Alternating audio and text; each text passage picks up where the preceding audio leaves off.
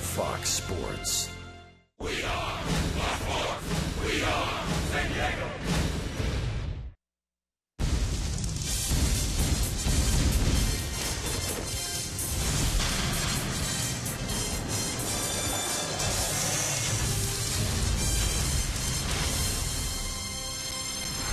Oh, my, last night, an inning to remember.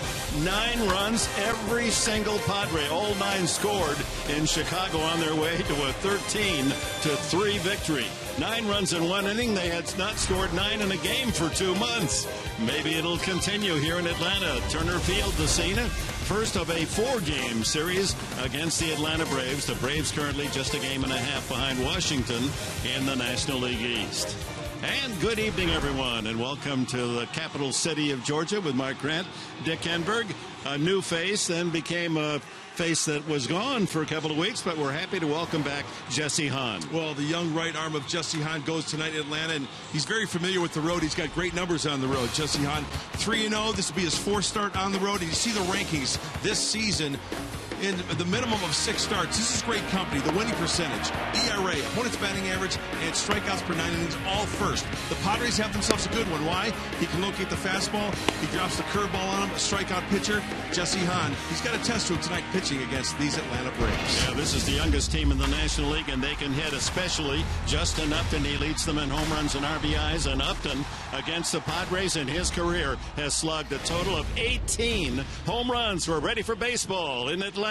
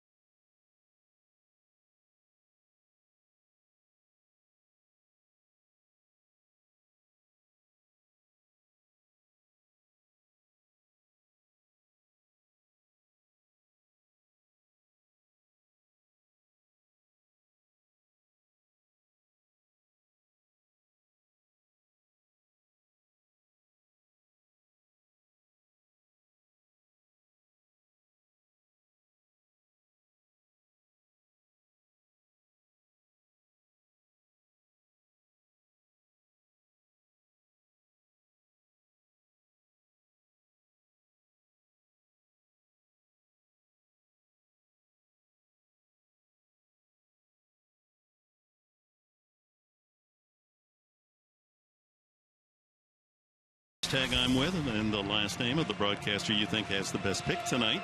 If you're right, you could win a free foursome of golf at the Sequan Golf Resort. And there are our selections tonight.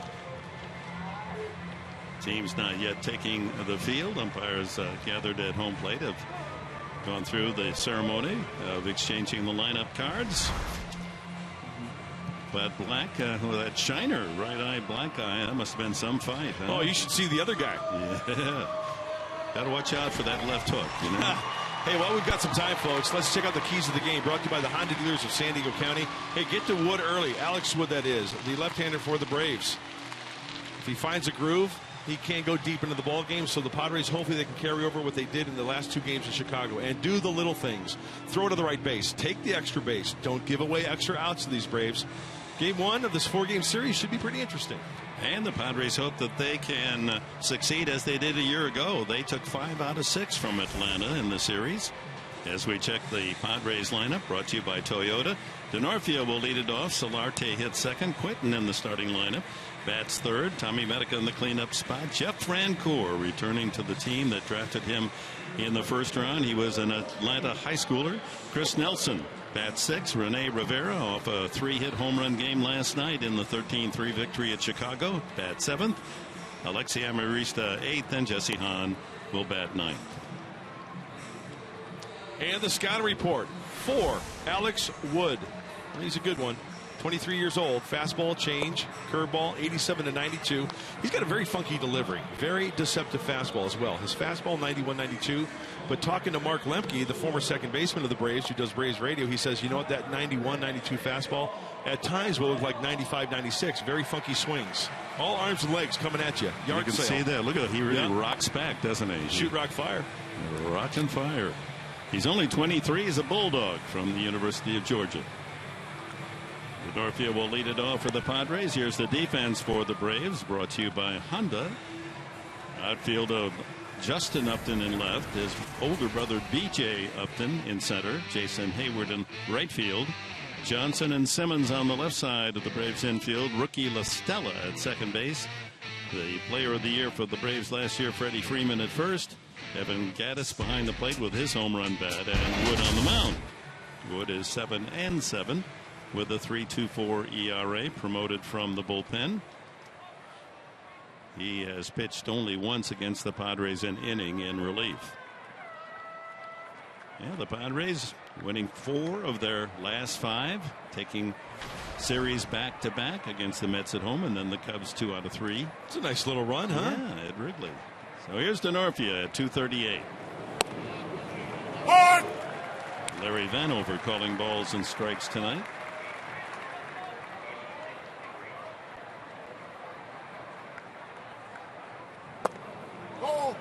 Just missed the outside corner, 1-1.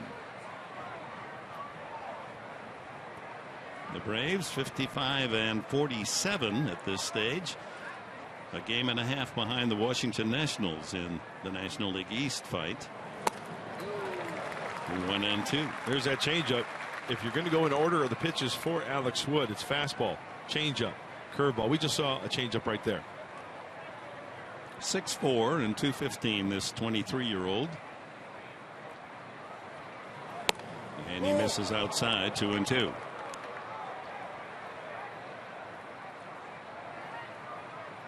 Temperatures today in the mid-80s in Atlanta. Not quite as humid as you usually find at this time of the year. Slice down the right field side, that'll go into the crowd. 89 degrees at game time. Going to be about the pattern, they say, throughout the 4-game series. 80s, high 80s during the day, and low 70s at night. Beautiful baseball night. Line drive, base hit to left center field. So Denorfia gets it started well. B.J. Upton hustles into the gap and holds Denorfia to a long single. Yeah, leadoff man on against Alex Wood. Hey, great job in the leadoff spot for Chris Denorfia. You know, when you look his on-base percentage, it's below 300 at 292, but a great start. Maybe that's a sign of things to come where Chris Denorfia can get on a roll, score some runs, keep it going. I'll bring a smile to the skipper's face. Make that eye feel a little better. Brings up second baseman Yangervis Solarte, right over from the Yankees in the Headley deal. 2 for 8. A little sneaky move over to first base. Almost got Denorfia leaning the wrong way. Ran into a door in the middle of the night. Lights weren't on, and it took a pretty good punch. Padres staggered into Atlanta. Line drive, base hit Solardi, right center field, and Denorfia won't stop at second. He streaks on to third as Solarte delivers a solid single. Ball gets away at third base as they tried to throw behind Denorfia. So Solarte now 3 for 9 as a Padre, and a chance to take a lead in the first inning. Well, the Padres wearing out the gaps early in Atlanta in game one. Denorfia left center field, Solarte right center field. Well, that was the key to winning the last two in Chicago. They scored 2 runs in the first inning on Wednesday night on their way to an 8-3 victory, and they got 2 last night in the opening inning on their way to that 13-3 affair. Carlos Quentin making his 31st start of the season. And a good cut. Strike one. 4 home runs.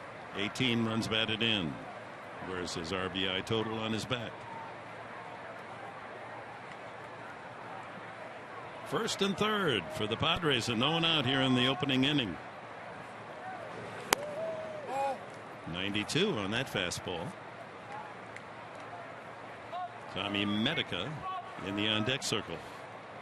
It looks like Wood, after looking at his numbers as we take a look at Tommy, working out of the stretch quite a bit. 91 2/3 innings pitched, 108 base runners for the lefty.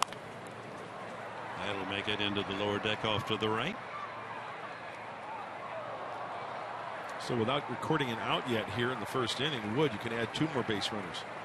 110 in 91 plus innings. Braves have liked what they've seen from Wood the last 5 starts. He's 3-2 and an ERA down at 2.87. 1 ball, 2 strikes. And just a bit inside.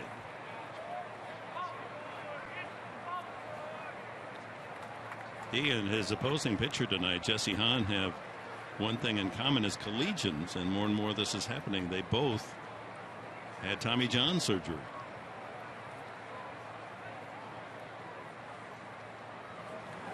Struck him out. Now Quentin unable to bring in a run with an out. And here's Tommy Medica. We've seen Wood kind of go inside a little bit at times, but majority so far in this short time in this inning, pitching away, fastballs, changeups, and Carlos Quentin with 2 strikes. Almost all upper body right there. Fooled on the cambio or the strikeout. Medica had a big game, the middle game of the 3-game series in Chicago. 3 for 5. Couple of RBIs. Double.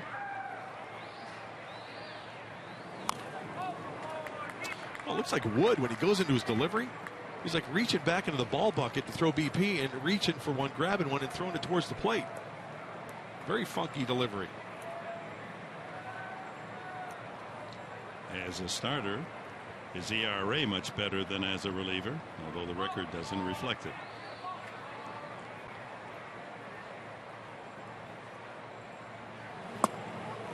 One and one to Tommy Medica with Jeff Francoeur, and the interesting reaction of these Atlanta fans when he's introduced. I'm gonna reach for the ball back in the bucket there, and then toss it plateward. 1 out, runners at the corners for San Diego here as we get underway in Atlanta. Ground ball into left field for a base hit. Medica gives the Padres an early lead, 1-0 with a solid single through the left side. 16th RBI of the year for Tommy as Denorfia comes home.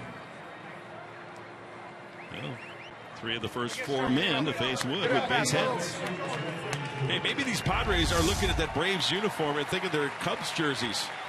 Really breaking out the knocks early. All singles here in the first, resulting in 1 run so far.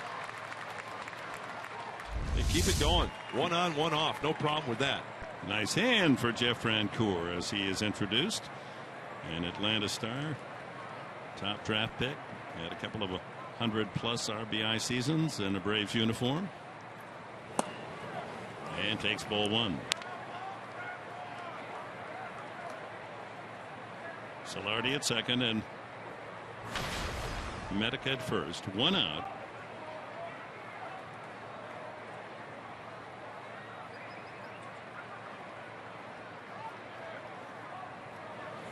2-0. Tailing fastball. Well, actually, that might have been the change the way it acted. Francoeur, as you saw, just 4 at bats since being called up from El Paso. 1 for 4.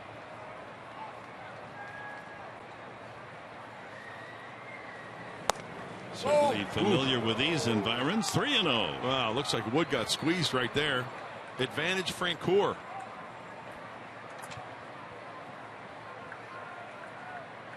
And while we have a second, our Nissan Fox Tracks, you betcha. Pitch number 3.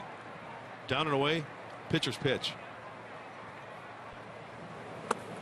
And ball 4. The bases are loaded. We had plenty of practice with that last night in the 6th inning. It seemed the entire inning there was a Padre at every base. As 15 came to bat, 9 scored on 8 singles, a couple of walks, and a hit batsman. Hey, Roger McDowell out to have a little chat. Padres 1 hit away from putting up a crooked number there. They're taking some good pitches, good approaches early on against Alex Wood. All the pressure's on that kid there.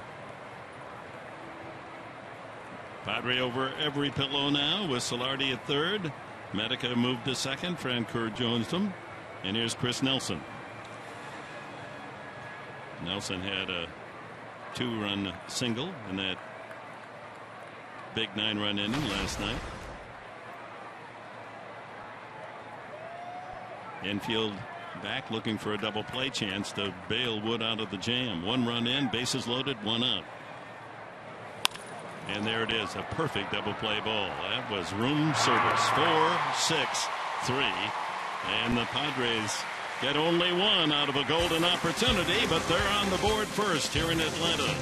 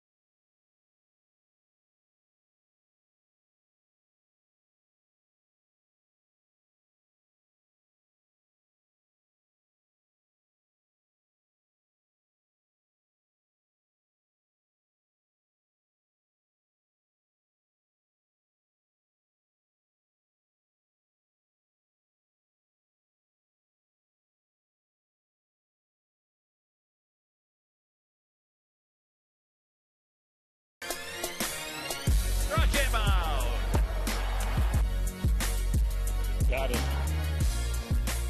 24-year-old Jesse Hahn back with the big club down to El Paso and pitched just a couple of innings. They didn't want him to work in the rotation, but take a turn off, just save that young arm. Looks like the Padres have a beauty, and here's the lineup for the Atlanta Braves tonight with B.J. Upton in the leadoff spot. The rookie second baseman LaStella hit second, then Freddie Freeman. Justin Upton leads in home runs and RBIs. Jason Hayward bats 5th. Evan Gattis, who was on the DL, is back this week. Chris Johnson at third base. Had a home run last night. Andrelton Simmons at shortstop. And Alex Wood, the pitcher. Hahn, 5-2 record, but it's even better than that when you throw out his debut. Remember, against Pittsburgh, he only worked about 3 innings, gave up a couple of home runs, but the next 6 games, he's 5-1 with a 1.46 ERA. And the scouting report. Hey, first of all, welcome back, Jesse Hahn. and keep being aggressive. He loves pitching on the road. New York, San Francisco, Los Angeles, undefeated, 3 wins. Let's make it 4 tonight. Upton batting .216. On the outside corner for a strike. 29-year-old BJ stands for Boss Man Jr. Dad name is Manny, but he calls himself Boss Man, so Upton uses BJ. Dad, quite an athlete himself at Norfolk State. 2 sons here in the big leagues on the same ball club. Out of play, 1-2. One thing we're going to have to keep an eye on tonight for Jesse Hahn. When he was up earlier, he was having a little difficulty with the fastball on the glove side. So that being the down and away part of the plate to right-handed hitters. He threw a nice pitch to Upton so far early on here and finds himself ahead 1-2. See if he calls upon that 12-6 curveball. Didn't have that real big break, did it? Yep. He left that in a pretty good spot for Upton.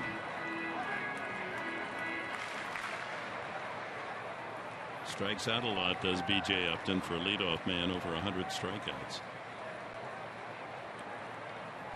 Another curveball. Yep. Here comes the old number 2. That's the good one. Strike 3. You know what? This is one of those situations where I like to see like it's a broken record. I hope we see a lot of this. Curveball swung out and missed. Upton was in the hole. He went to the old number 2, as his dad calls it, the deucer. Hahn drops the deuce on Upton. Here's the young second baseman from St. John's University, Tommy La Stella, having a good year. When you take all the rookie averages around the big leagues, La Stella right up there with the best of them. He was an 8th round pick just 3 years ago out of St. John's. 1-1. Now 25 years of age.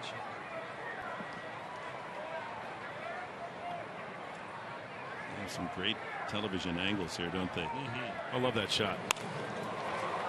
Fly ball to center field. Denorfia comes in and over for the second out. And let's check the Padre defense, brought to you by the Aramco Group tonight.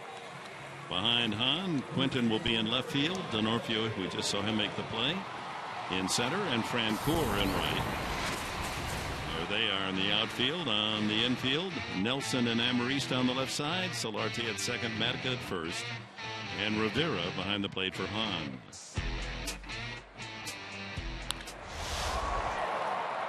First pitch to Freeman. He sends it deep to center, but room for Denorfia. And it's a quick inning for Jesse Hahn. The Braves go 1-2-3. Padres lead it 1-0.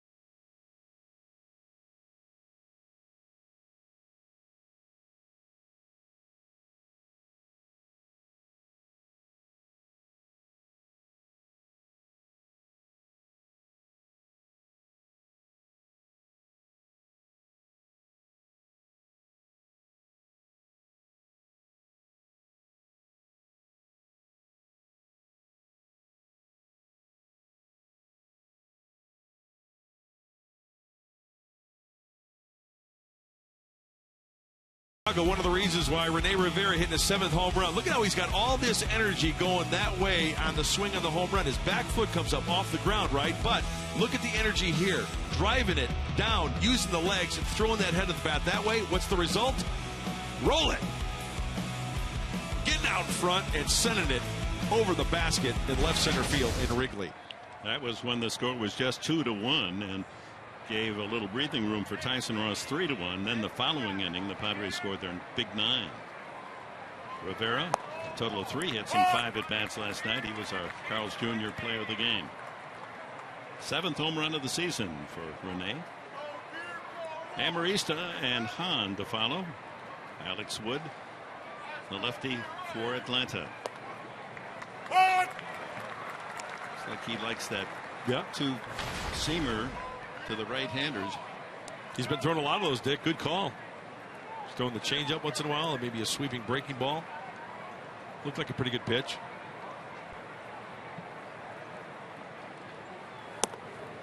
One and two.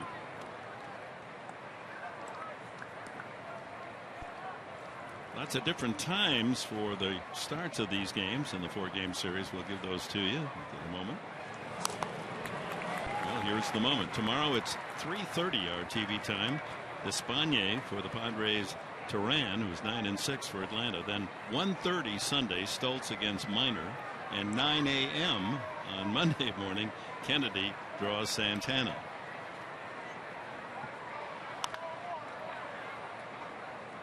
Well, the Padres got one in the first, and when they score first, they often succeed. 28-12 when they're on the board first. There's Espana. OD will be on the mound tomorrow. He's been outstanding so far, as has been Hahn.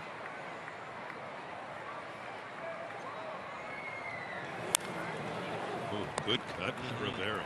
One of the few fastballs that Wood has tried to bury it on the inside part of the plate to Rivera. Trying to tie him up a little bit. Tell you, Dick, they start looking younger and younger, don't they? Look at he looks 16. Like he sure does. My goodness. Your son looks older than Alex Wood. That one punched down the right field side, foul. Rene hanging tough. Fastballs in, changeups away as Alexi Amarista waits on deck. 8th pitch of this at bat coming up. And low, full count. No, 2-2.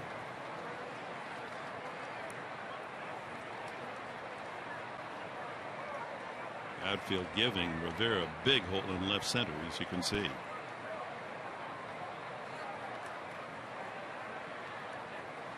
"20 pitches for Wood in that first inning. Hahn needed only 9. Up the middle, and that's through into center field for a base hit. Good at bat for Rivera. He battled, and that was not an easy pitch that he stroked up the middle. That was a great battle by Rene Rivera. In and out, back and forth with the fastball, throwing some changeups, taking some good pitches out of the zone. And the last pitch looked like a changeup. He went out and got it. And it looks like it goes right over the second base bag. La Stella can't get to it. And he is rewarded for the base knock. 9-pitch at bat. 4th base hit for the Padres, all singles. Amarista at a 2:30 mark as he steps in.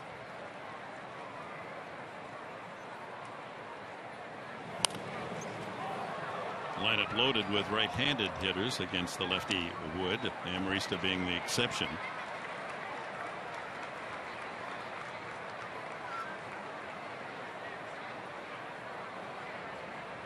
He hit leadoff last night and was 1 for 6, a 2-run single.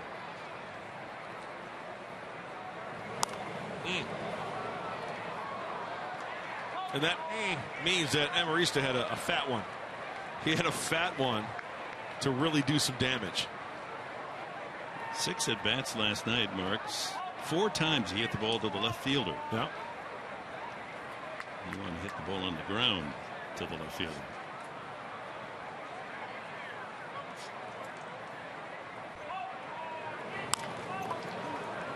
Second baseman LaStella back to first. And a double play. So the Padres, with the bases loaded, went out in the first inning. Denied themselves a big inning on the double play, and this erases the leadoff hitter by base hit by Rivera.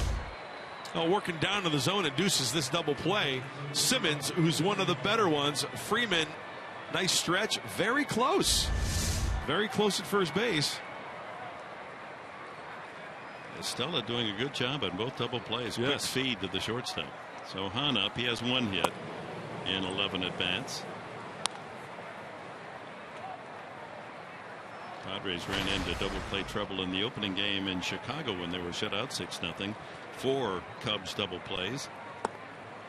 The most for them all season. And interestingly, that entire series in Chicago, the Padres didn't turn one double play.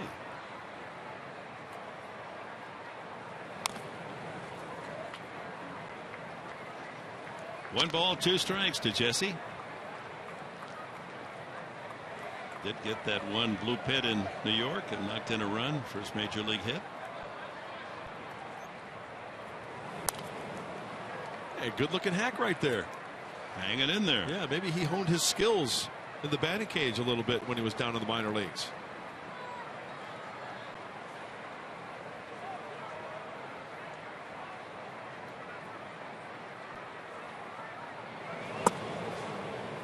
Look at him spitting on that changeup down and away. I'm not going to fish for that, he says. 2-2.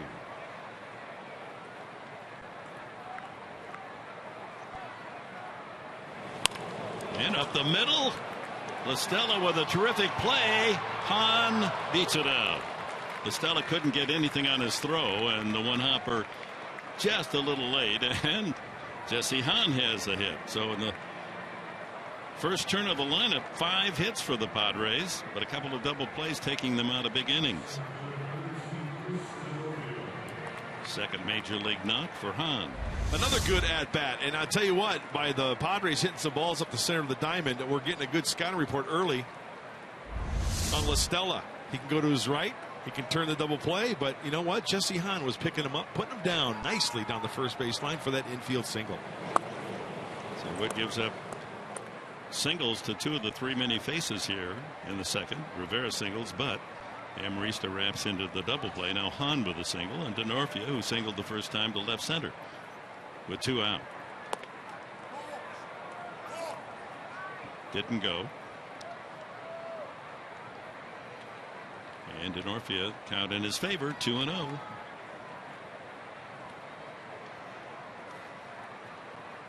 Twenty pitches in the first inning, 20 pitches in this, the 21st in the second for Wood.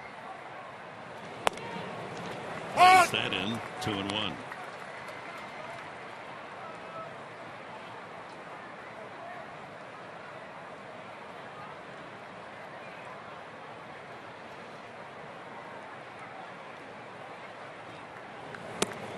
Three balls and a strike. Upstairs with the 89 mile an hour fastball. Keep getting that pitch count up. Next toss will be number 43.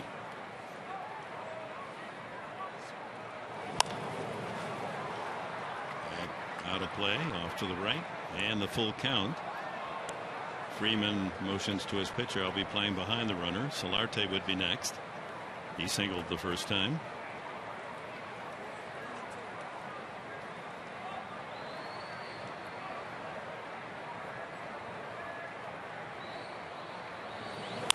Ground ball. Oh, a fine stop by Johnson. The throw to first. He was going to be called out by first base umpire Paul Nauert, but Freeman couldn't come up with a one hopper, and safe as Denorfia. Nice play on the front end, but it's the back end. You have to complete it right. And I want to notice, would like for you to notice what Freddie Freeman did right there. He judged that throw coming over from Johnson, right? As Chris Denorfia always gives you 90 feet. Freddie Freeman knew that it was going to be a short hopper, so then rather than trying to pick that ball, which could have resulted in a run because Hahn was running, he got off the bag, squared off, almost got down to one knee to take that short hop from Johnson and keep it in front of him. Freddie Freeman's a darn good first baseman. Ruled a base hit, so The Padres 3 singles in the first, 3 here in the second. And Solarte steps up.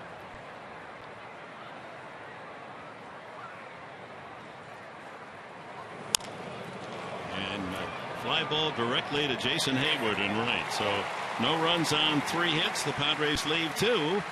And they lead it here in Atlanta 1-0.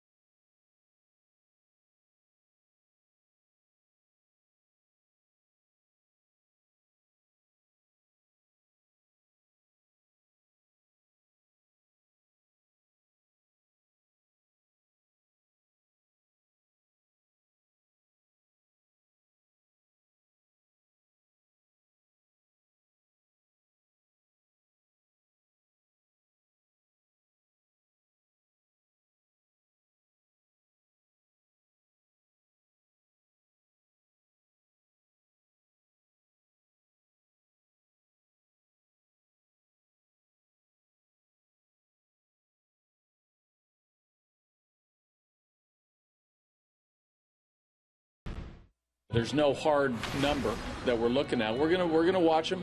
We're gonna watch them closely, the rest of the summer, and as we get into August and early September, we'll feel pretty confident about where he is innings wise and how he's pitching.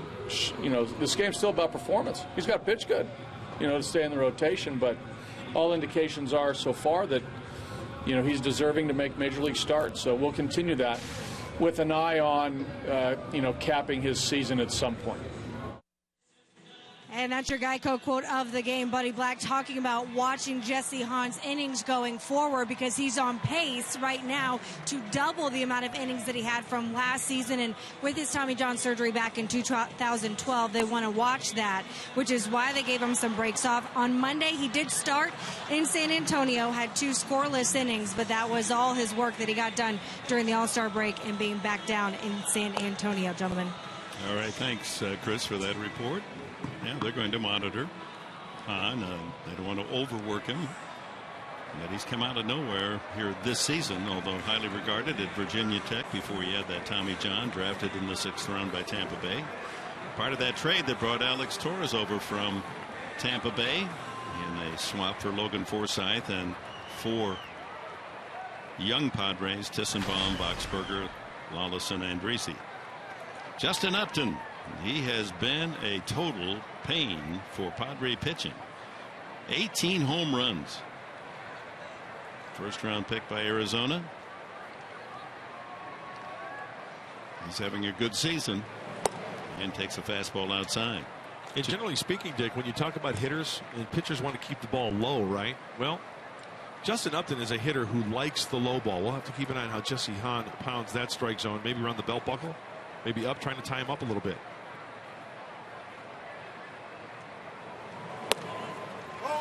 Same spot, 2-0. Strikes out a lot, does Justin Upton, but when he makes contact, the ball flies. 18 home runs this year, and 18 in his career against San Diego.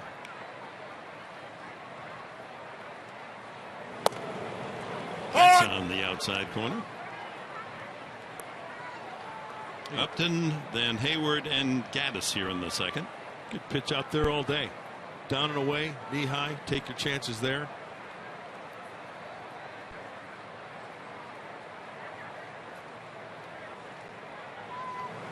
Curveball way outside, 3-1. Braves engineered themselves a terrific deal with Arizona, getting Justin Upton. The primary player that went from here to the D-backs was Martin Prado. They also got Chris Johnson, their third baseman. He hits home runs as well. High fly ball down the right field line. Long run for Medica, and that'll sail 10 rows back.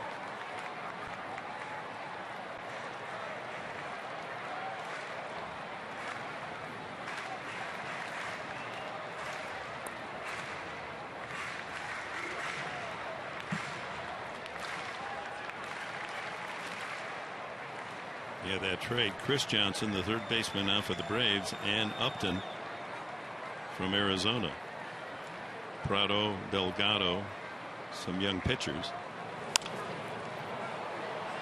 Again, late on the swing. You can see how far that ball goes. And that's a 92-mile-an-hour fastball from Jesse Hahn.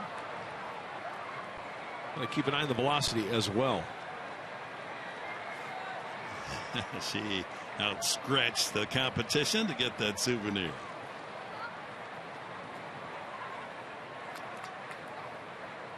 Full count on Upton. Back to the mound, and Hahn on the comebacker takes care of Justin Upton. Well, Jesse Hahn, I think, has made an improvement. As I mentioned earlier, the glove side fastball down and away. Earlier in the season, when he was up a couple times, he was having trouble, missing 2-0. What does he do here? He goes to it. He doesn't overthrow it. Now 2-1. There's the breaky ball, but Upton's not going to bite at it consistently. What's the deal here? He's keeping the ball away. Can't catch up to the 92. Down to see, that was almost all upper body, kind of protection swing right there, and Jesse Hahn fielding his position nicely. At 6'5", he went up the ladder to snare that one. First pitch swinging as Jason Hayward. Boy, I've always liked this kid. The way he plays defense, the way he swings the bat, just the way he looks up at the plate. Shift is on. 3 on the right side. You see that protective helmet. He was hit in the face last year, that broken jaw. So he missed a third of the season. There's the shift, Dick, you were talking about. 3 on the left side for the Padres. Hayward runs well, so they don't play shallow right field. Just a picket fence there on the right side.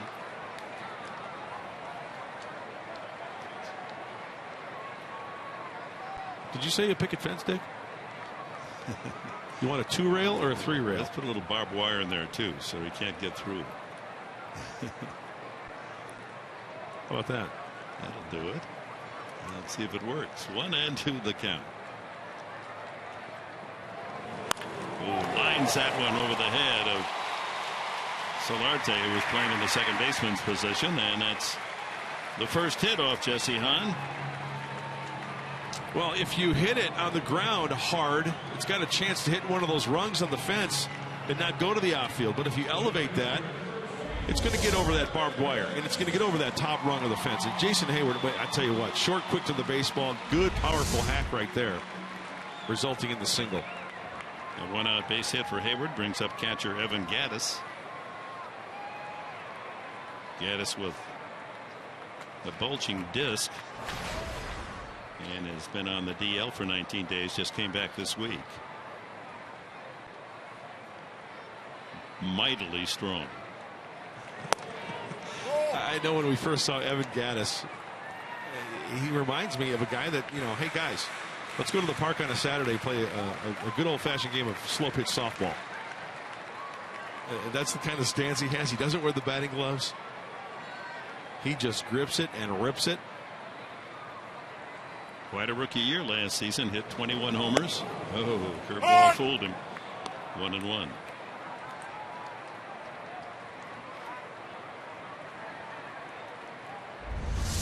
Here's the curveball from Jesse Hahn. He'll throw it any time. Buckles Gattis. Infield set for 2.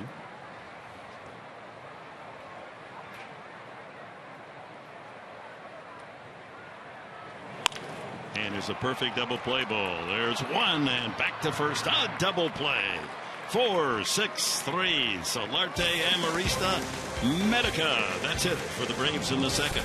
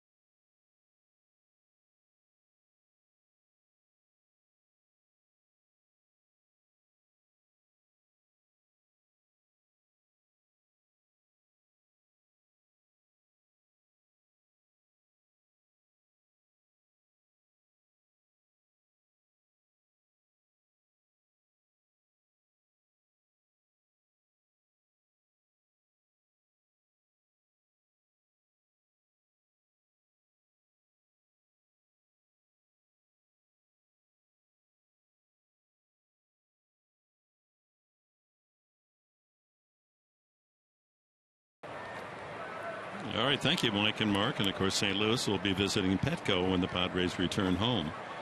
Cardinals will be in for 3.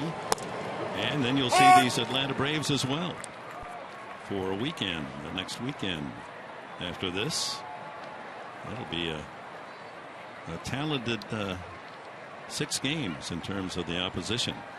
Carlos Quentin hits that one and hooks it into the alley. That's going to go all the way to the wall. And Quentin gallops on his way to second base with a leadoff double. The Padres' 7th hit in 2 innings plus. 1-0 the score on 7 hits. Somebody set the alarm for the bats to wake up, and it happened the other day in Chicago. 8 runs on Wednesday, 13 on Thursday. Only 1 so far, but I tell you what, the 7th hit.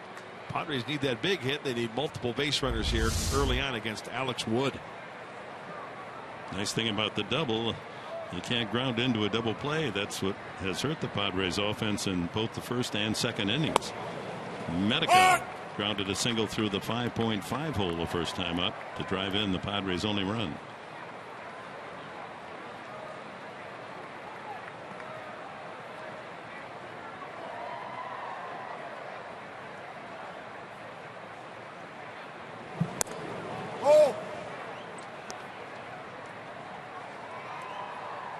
One for 4. The Padres runners in scoring position thus far.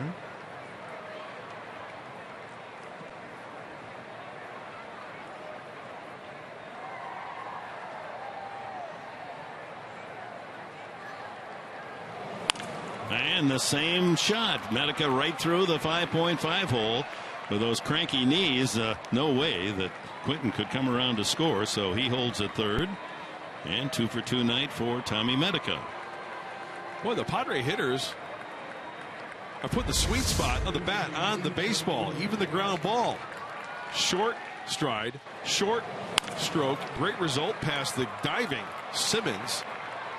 And the Padres have the makings for a possible big inning right here. You know, you've hit it hard and well. If Simmons doesn't Yes. get it, he has a gold glove out there at shortstop. Here's Francoeur. He walked the first time. Atlanta resident. Oh, Frenchie getting a little froggy there on the first pitch changeup. Well, he admits he's always taken his share of hacks. He likes to swing hard and often. First round pick by the Braves 12 years ago out of Parkview High School here in Atlanta.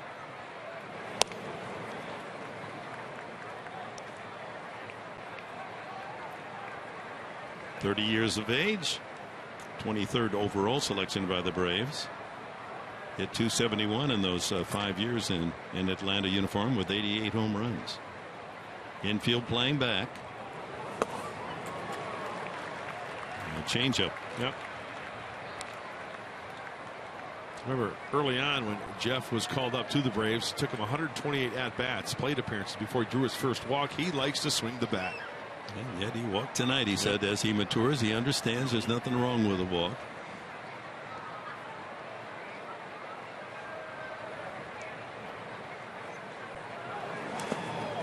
And there goes the runner to second base as the ball skips in. Medica with a good lead, and he saw that ball free. Advances on the wild pitch.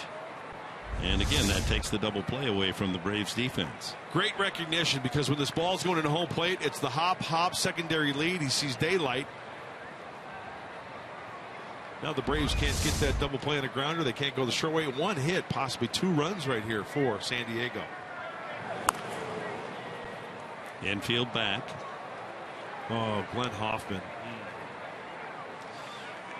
He's feeling bad about that one. Couldn't make the play. He doesn't miss many. Yeah, here he is. He used 2 hands. Still had a lot of English on it. He's getting it from the dugout. Out of play. Francoeur, when he was here in Atlanta, made a big name for himself. Frenchie won the Gold Glove in 2007. Has always had a big arm in right field. Made the cover of Sports Illustrated in 2005, dubbed the Natural. 103 RBIs in 06 and 105 in 07. In the dirt again. Full count. Hey, after swinging at those 2 changeups in the dirt from Wood, Jeff Francoeur spits on that last pitch to work it full with first base open, and Wood may throw him something, another off-speed pitch right here with first base being open. Chris Nelson on deck. Second and third, no one out. Padres with a 1-0 lead. Got him. It was another changeup. 1 away. Second strikeout for Alex Wood. This one was for a strike, though. It was a changeup. 81 on the gun, but look at it. It's down the middle, outer third, possibly. And Jeff way out in front. This will give you a good indication how far out in front he is. Watch the barrel of the bat, Where's the baseball? Not there yet? Well, by the time he's 3/4 of the way through that swing, the ball is finally in the picture. And it's tough to match up to that pitch.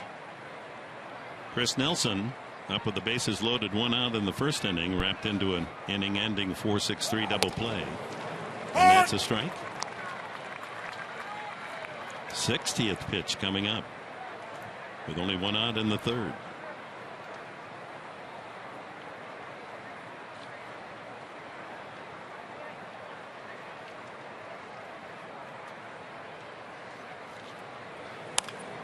That'll get a run home.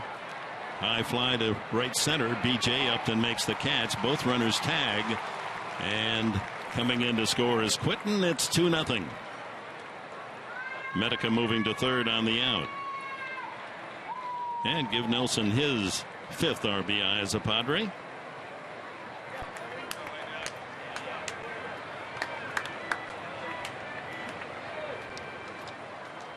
Two nothing to the visitors from San Diego.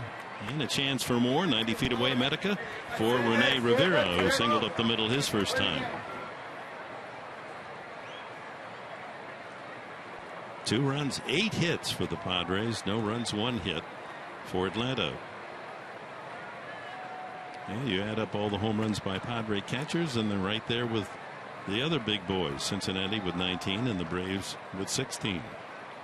7 of those to Rivera. Hundley had 1 or 2 before he was traded. And of course, Grandal is a catcher. His home runs figuring in that total.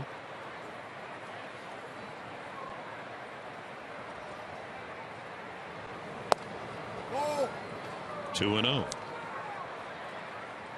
It was a good at bat the first time up for Rivera. 9 pitches before he drilled a ground single to center field.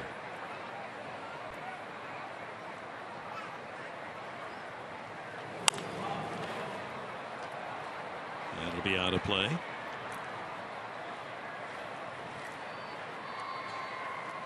Well, what time did your head hit the pillow last night? 10 to 5. Yep. Well, be the same. Yeah. So the team got into the hotel right at 4 o'clock. Then you wait for your bags and get everything hung up and unwind a little bit. So we'll just see how it impacts their play tonight. So far, so good. And a fly ball to right. Hayward easing in under it. And that'll do it. But the Padres pick up a run. Quinton scoring on the sacrifice fly by Nelson.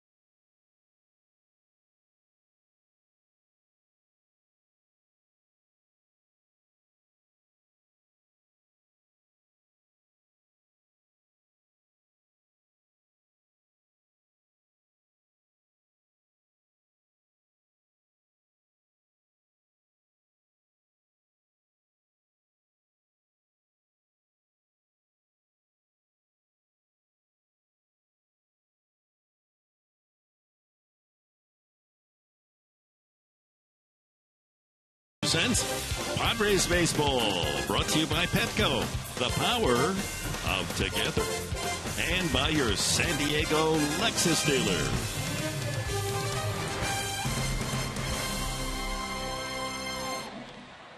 Love that man. Love to watch him play, huh? Number 44. He could play. He was a good defender as well. You know what, Dick? You make a great point, because when you mention the name Hank Aaron, the immediate thing that enters everybody's mind is home runs, right? Look at his on-base percentage. Look at his batting average. Just look at his walks. Look at everything. It's amazing. He hit 733 of his 755 home runs with Atlanta. As we take a look at our Coors Banquet timeless moment, and on this date, 1972, a 2-run home run by Aaron led the National League to a 4-3 win over the American League in the All-Star game played right here in Atlanta. As we welcome you back to Turner Field, Jesse Hahn and the Padres with a 2-0 lead. Chris Johnson, the batter, leading off the third. Third baseman homered yesterday, 2 runs against Miami, but the Marlins came from behind to win that game 3-2.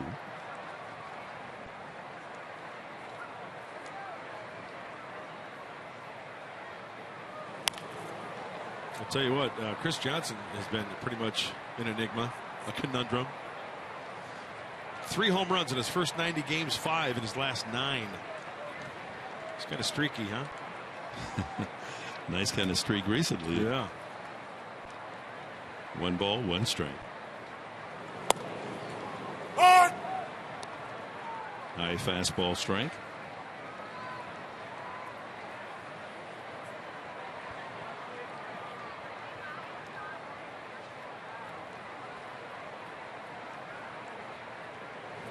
Curveball gets him swinging on second strikeout. Now that was the old 12-6er. That was the old nose to toes. Here comes the Hahn hammer coming at you. Rene Rivera wants it down. That's probably the best curveball, Dick, we've seen tonight. And Chris Johnson goes down swinging. Not a chance on that one. Brings up the number 8 hitter, Andrelton Simmons. Understandably, he uses the curveball often. Yeah, 30% of the time for Jesse Hahn. Fastball's been working as well. He's been pinpointing it. And that's the key, Dick. That pitch down and away to righties. Glove side fastball. He's thrown a handful of those pitches tonight for strikes. That's lined into center field for a base hit. Denorfia feeds it back in. A 1-out single for Simmons. That's the second base hit for Atlanta tonight. He went up in the zone and got that one. Got enough bat up top to hit it on the line and fight it off. Look at that fastball. That two-seam fastball is in above the belt. Watch on contact. He got to that ball quickly. He wants to swing it. He's got one thing in mind, Andrelton Simmons. Pitcher Wood up there to sacrifice. And it's a good one. On to first base with second baseman Solarte covering, and that moves the runner up with 2 outs. Time now for you to tweet your photo using hashtag SDFanPhoto. Chance to have it shown in our telecast, brought to you by AT&T. So 2 outs. Simmons at second for leadoff hitter B.J. Upton. Upton struck out swinging the first time.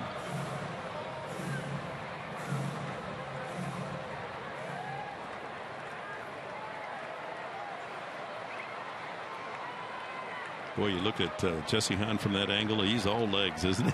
Sure is.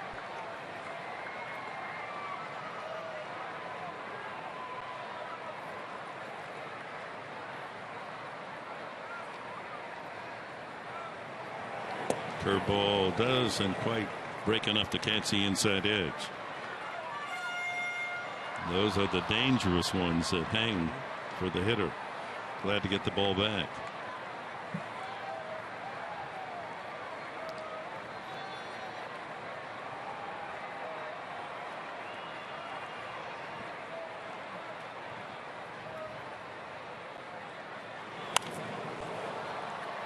One and one to Upton.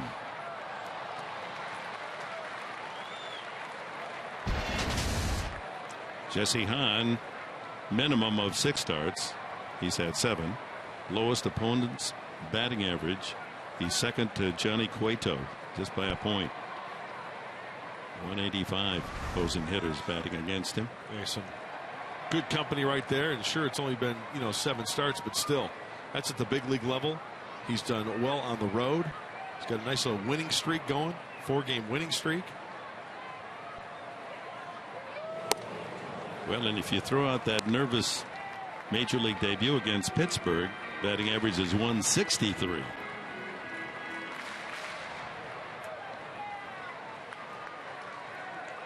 A ball and a strike to BJ.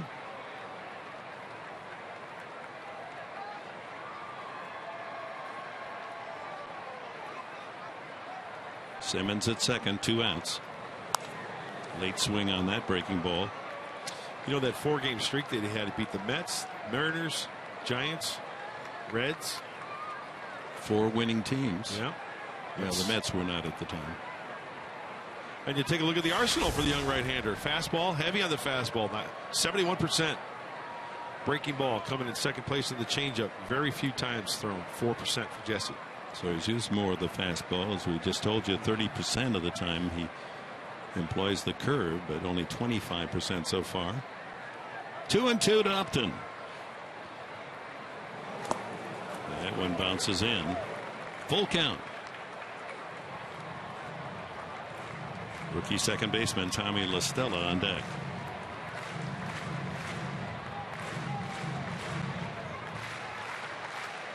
Just the second full count for Jesse Hahn. 2-0 Padres here in the home half of the third.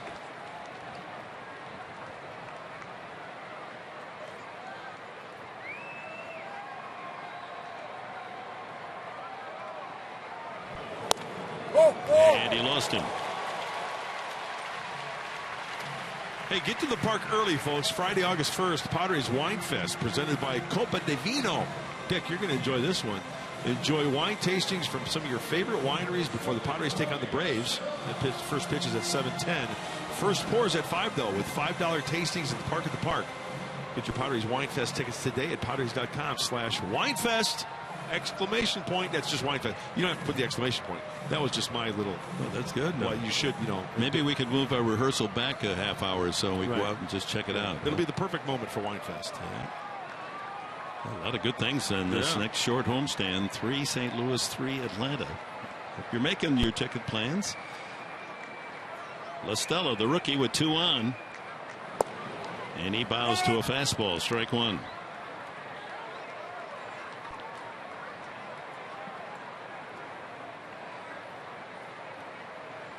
Simmons at second.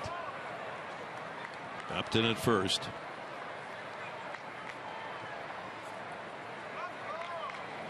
Curveball fouled away. So a quick 2-strike advantage to Jesse Hahn. So this is one of the things I look at from a young pitcher in a situation like this.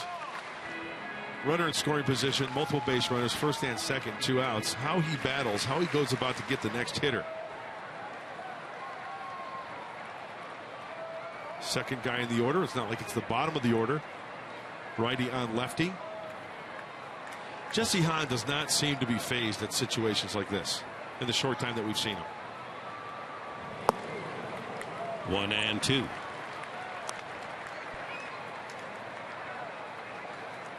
Well, La Stella has won the second base job because Dan Uggla, not hitting, some difficulties beyond that, was released by the Braves. And the Giants signed him to a minor league contract and called him up today. Yeah. 1-2. Ground ball right side. Medica can go to the bag himself, and the inning is over. Hahn pitches around, a single and a walk. We go to the 4th, 2-0 San Diego.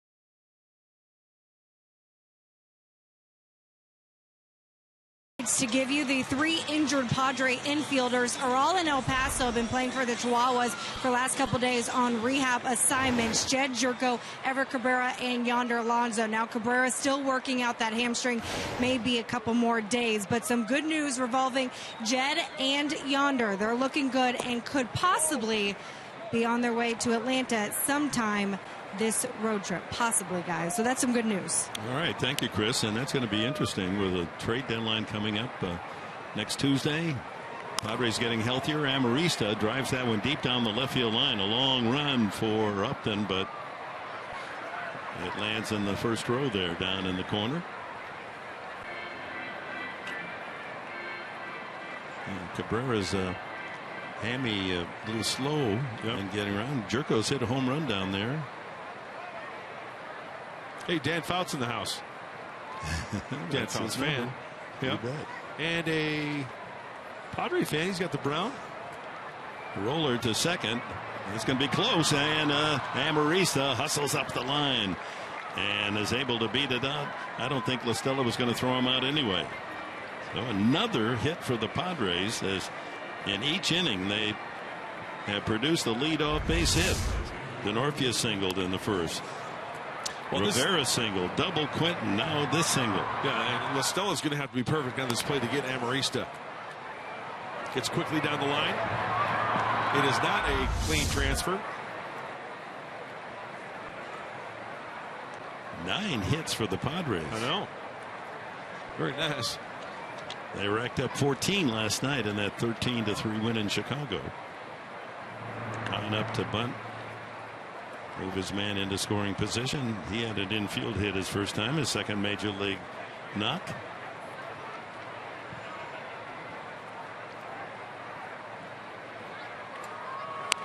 Yeah, it's beautiful. Perfect.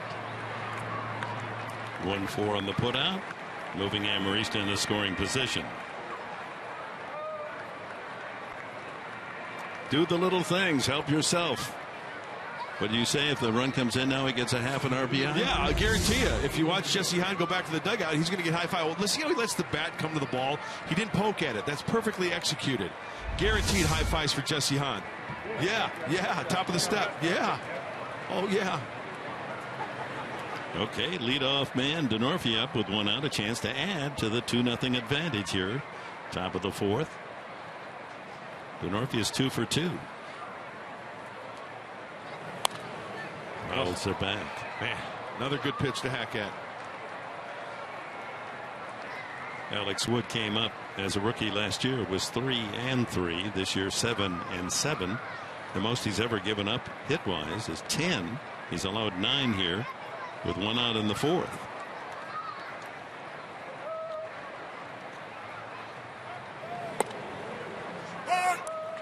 Oh, 0-2. Chris Denorfia. Rocky Black there hanging around, the manager of the Padres.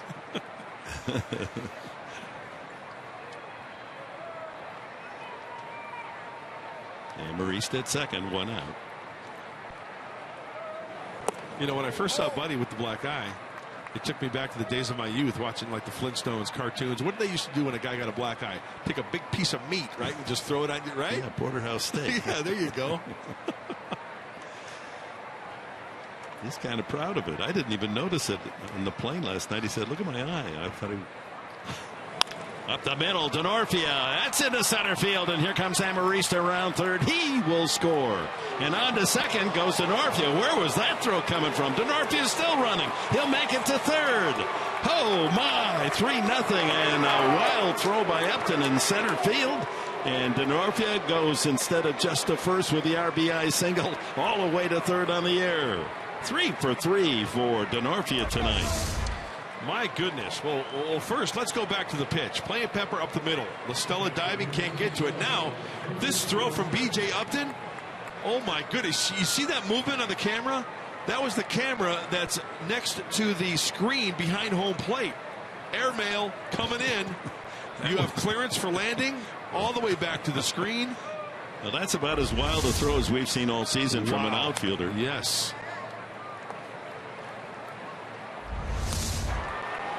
And Great base running. Look, he's picking up his coach. Doesn't have to see where the ball is.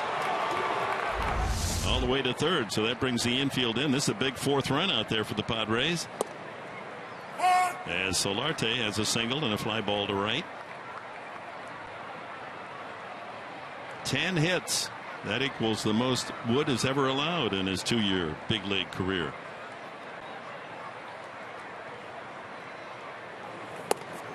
One and two now, rather.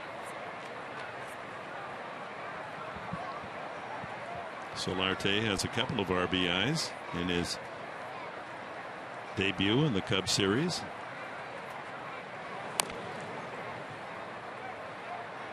Three 3-0 Padres.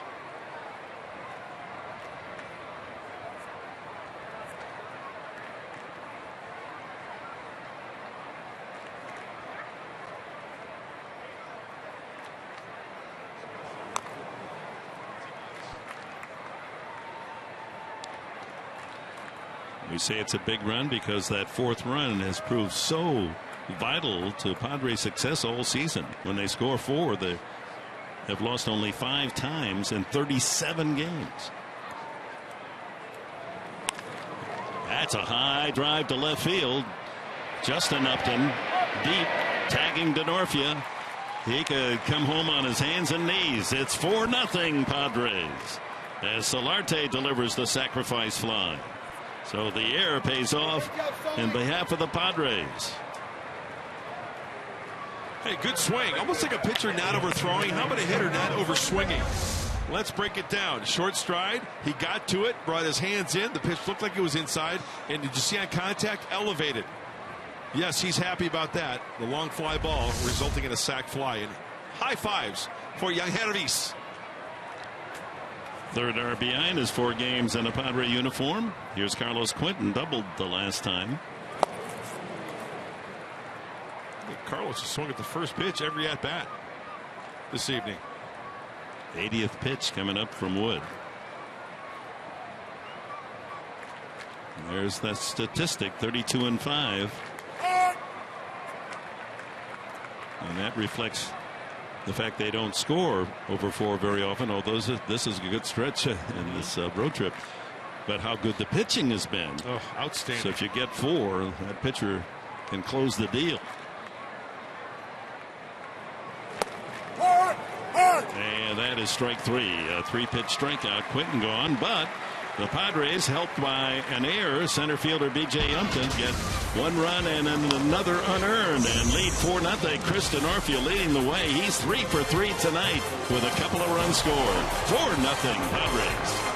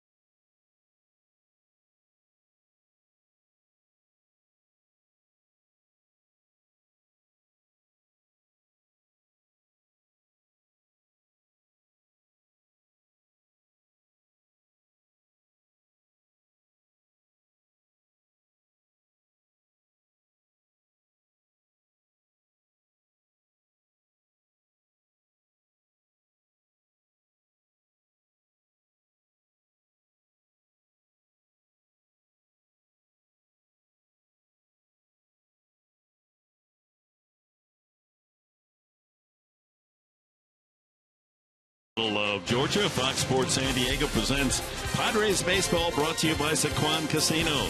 Real friendly and real close. by Jack in the Box. Head in for the new jalapeno, ranch, or barbecue ultimate cheeseburgers. And by the Aramco Group. Purchase, refinance, reverse. Visit us at aramco.biz. Jesse Hahn goes to work in the fourth inning, staked to a 4-0 lead. 4 runs and 10 hits for the Padres through 4 innings. Boy, you haven't heard that phrase many times this year, huh? But the last 2 games in Chicago, starters getting some wiggle room to work with. Now Jesse Hahn, still a lot left. But it's nice to look up there and see that 4-0 lead.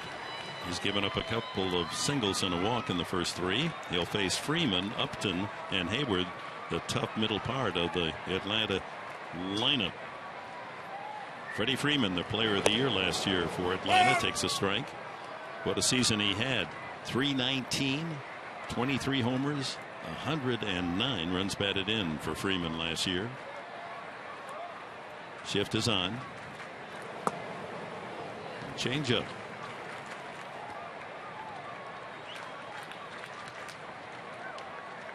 So they're employing the shift against Hayward and Freeman. Had good success against the Padres in 21 games.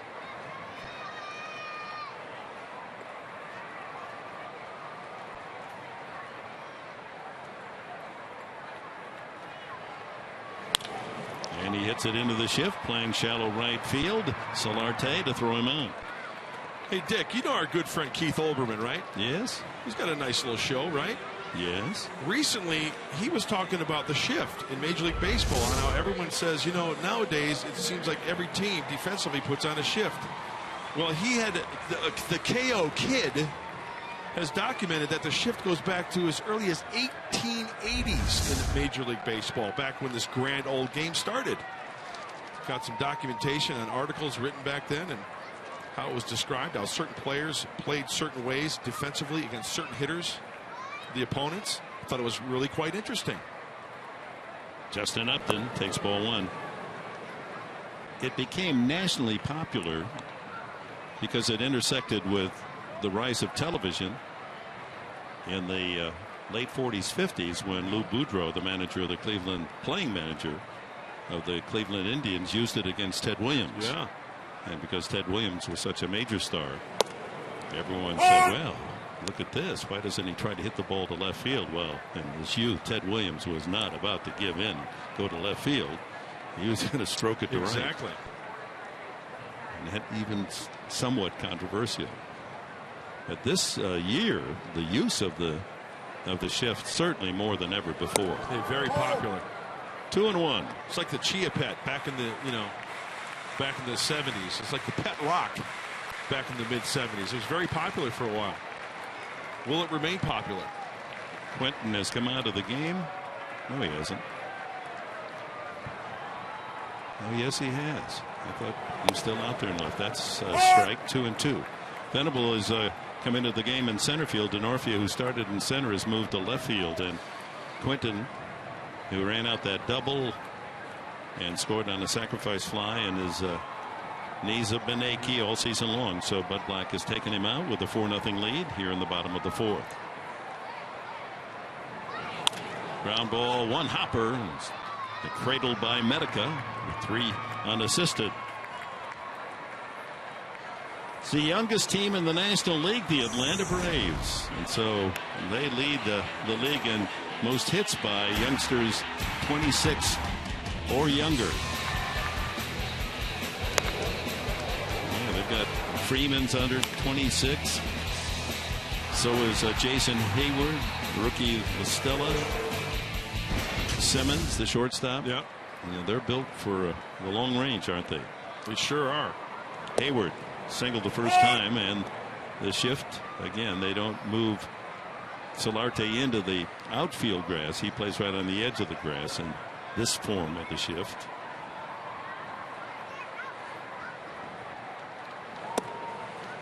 You know, that last half inning when Carlos Quentin struck out looking, had a shot of the dugout, and bench coach Dave Roberts was kind of like motioning towards Carlos. Hey, come here, towards the dugout. He was motioning towards home plate. Well, and we saw the proof in the defensive alignment this half inning.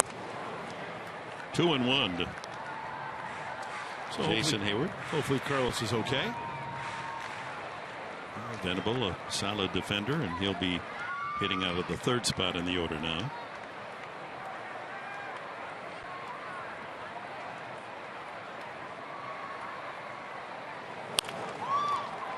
Ground ball, bobbled. The throw to first, not in time. So a chance to get out of the inning, 1-2-3, but Nelson, who had moved from third over to the second base side, unable to come up with the play cleanly. That should be an error. And is so ruled. Yeah, I think that's the right call. Very makeable play. Kind of went with the swipe. It looks like he may have had time to glove that one a little cleanly, more cleanly. Oh, he's a big kid, isn't he, Jason Hayward? Man, great looking athlete. Sure is. Well, the negative of a shift is you do put infielders in a strange position. Nelson over third. Not that he can't play second base. So 2 outs. The inning continues, a 4-out inning for the Braves. And here's Evan Gattis. Ball 1. And should be in the dugout and saving these pitches. 53 so far. 4-6-3 double play hit into by Gattis back in the second inning.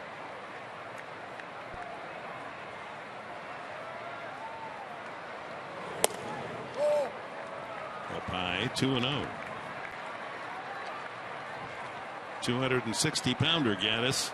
He gets a pitch that he can square up. He can drive it a long way. Has 16 homers, 2 behind Justin Upton for the Atlanta lead.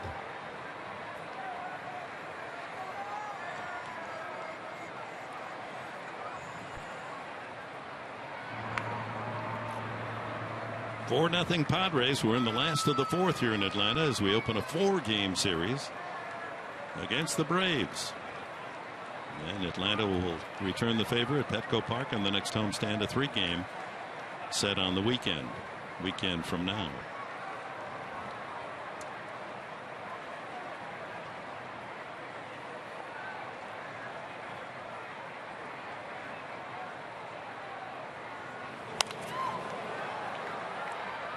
Two and one.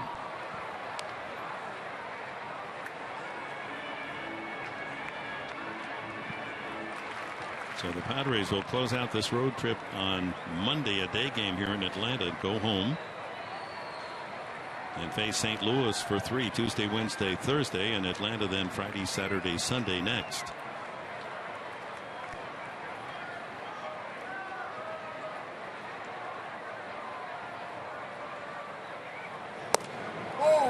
Outside, 3-1, so he's keeping the ball away from Gattis. Chris Johnson on deck. I think Jesse's got the right idea. Down and away, even if you elevate up and away, you give Gattis right center field. Give him the opposite field. Look at all those pitches. 1, 2, 3, and 4. Trying to stay away, down and away as well. He's not afraid to throw the curveball right behind on the count.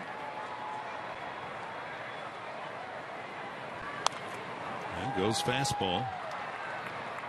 Third full count. There's our Saquon Vacation strikeout statistic tonight. National League rookie leaders, most strikeouts by a pitcher, Jesse Hahn. And this is just 7 starts. He's a 4th among the rooks, 47. He has only 2 tonight. Looks like the Mets have a good one in Jacob deGrom. Yeah. Full count. Hayward off with the pitch. Curveball nubbed out in front of the plate. Rivera makes the play to first base, and the inning is over. On again, pitches around the air. The Padres lead 4-0 after 4.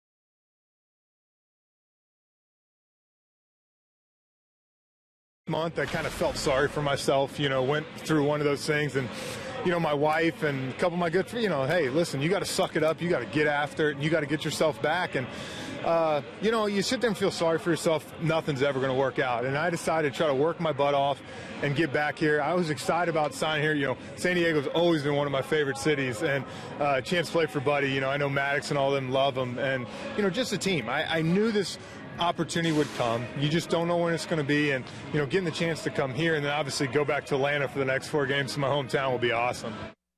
All right, Frenchie Francoeur, the first part of that the month where he struggles at El Paso, and he said seriously, maybe it's over for me, maybe I can't hit.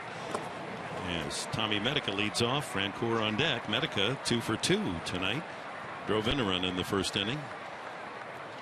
His wife challenged him as well, saying, Katie, the wife, said, hey, if you can't handle it, then come home. Make up your mind. Wives are good at that, aren't they? Yeah. And then another event happened. Francoeur said, I got hit in the head, a 99-mile-an-hour fastball from a young pitcher, Chris Dominguez, and I've hit 360 ever since. Another drive up the middle, and Medica's 3 for 3. He joins Denorfia, also 3 for 3 tonight, and that'll bring up Francoeur. Tell you what, Tommy Medica better check around the batter's box for his thumbs. Looks like I see a couple of fingernails on there. He got in on him. Either he was too quick, he got off the end of the bat, or down by the label. This will give us a good look. Oh yeah, that's kind of down by the label a little bit. Still though, Simmons playing him to pull, and it's an 18 hopper through the middle. Ground ball to the center fielder. Very nice. For the 5th straight inning, the leadoff man with a base hit for the Padres, and now a total of 11 hits. So the other part of the story, he got hit in the head, and this is Francoeur, and why everyone loves him. I always tell everyone it knocked the stupid out of me, and I started playing well. A walk and a strikeout tonight for Frenchie. Yeah, the value of a veteran like this who has had big time experience, World Series experience, 100 RBI years, to the rest of the young guys in the clubhouse. And the fact he can have fun with the game, and he shows, I mean, it's obvious from that interview, just always smiling, exuding the passion and the joy that he has to be back in the big leagues. It's infectious to the other players, no question about it. Ground ball toward the hole. Johnson able to scoop it up, and he's able to get the force. A little trouble, Johnson, in getting a clean transfer on the throw, but they might want to check that one. Medica still standing there, and here comes Bud Black. Hold all pens, hold all pencils.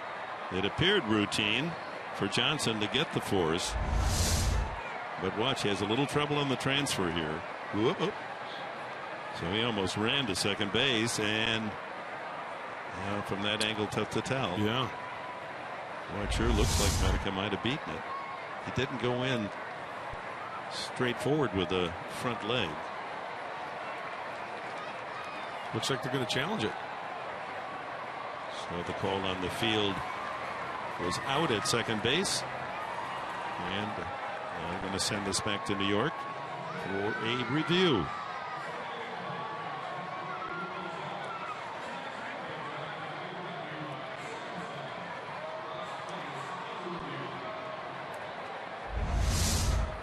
See this look. Now if he's going straight forward in, of course he's trying to break up a double play too. He doesn't realize Johnson's having trouble, and at that point he's has to have made contact. Yeah, kind of tough to tell how extended his legs are. Still got screened by time. This should give us a better look. Does his front foot hit the bag? I don't think the front foot does, and and even with the back leg, the drag leg, comes in pretty close to beating the throw. So they'll decide that in New York. To me, it seemed like it would have been a no-brainer if Tommy would have extended that front right leg, foot, and made immediate contact with the bag. But it seems like that right lead foot kind of went to the outfield side of second base, and then his drag leg came underneath him and then made contact. Very tough to tell, though. Because what happened to Medica, 20 feet from the bag, he's thinking, I got to break up a double play. He can't anticipate that Johnson's going to have trouble handling the ball. So he's kind of in a mode to go in to break up the double play, not to slide in safely. And that's going to be a tough call. I think so too, Dick. Here's where you wish you had a camera suspended in air and like a drone straight down. Yeah. Like a drone. Why couldn't they do that? Yeah. I mean, this is so important to the game, these challenges, that maybe they can come up with 30 drones to be over every ballpark. Make this perfect world perfect. They've got those cameras above the NFL fields, right? I mean, it would be difficult. It would be difficult in baseball because of the high pop fly. Yeah. But they could come up with some type of apparatus to hover, maybe a couple 100 yards above the ballpark, and have a bird's eye view.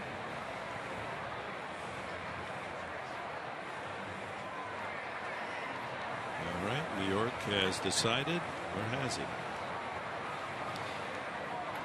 Well, these delays are too much. They got to decide faster. There's got to be a quicker way of. I know it's a tough call. Nothing like a good challenge, though, huh, Dick? Well, nothing like challenging the challenge. That's even more fun.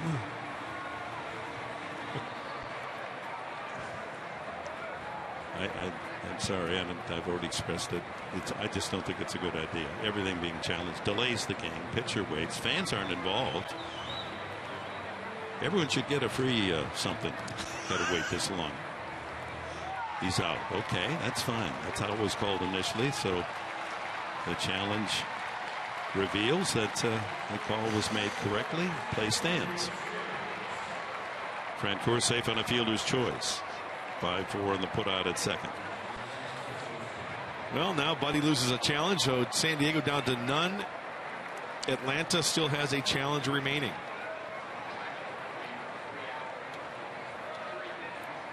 Over 3 minutes again for the decision to be made.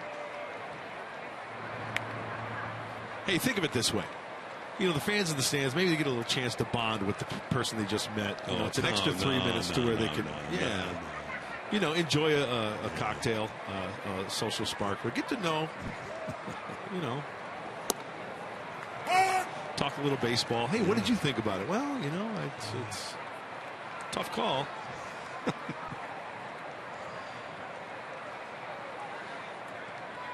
I think there's a real good use for the challenge system on big plays. Yeah.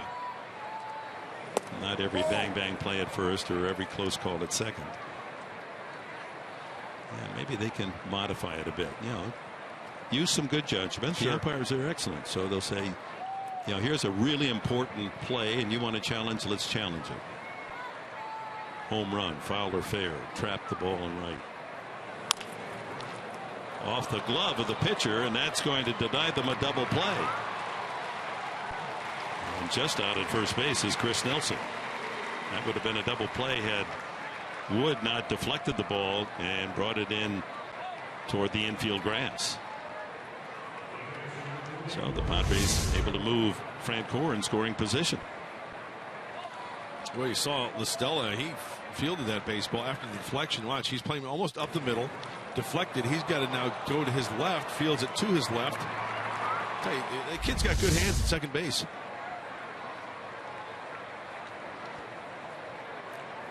Two outs. Rene Rivera, a single and 2 at bats.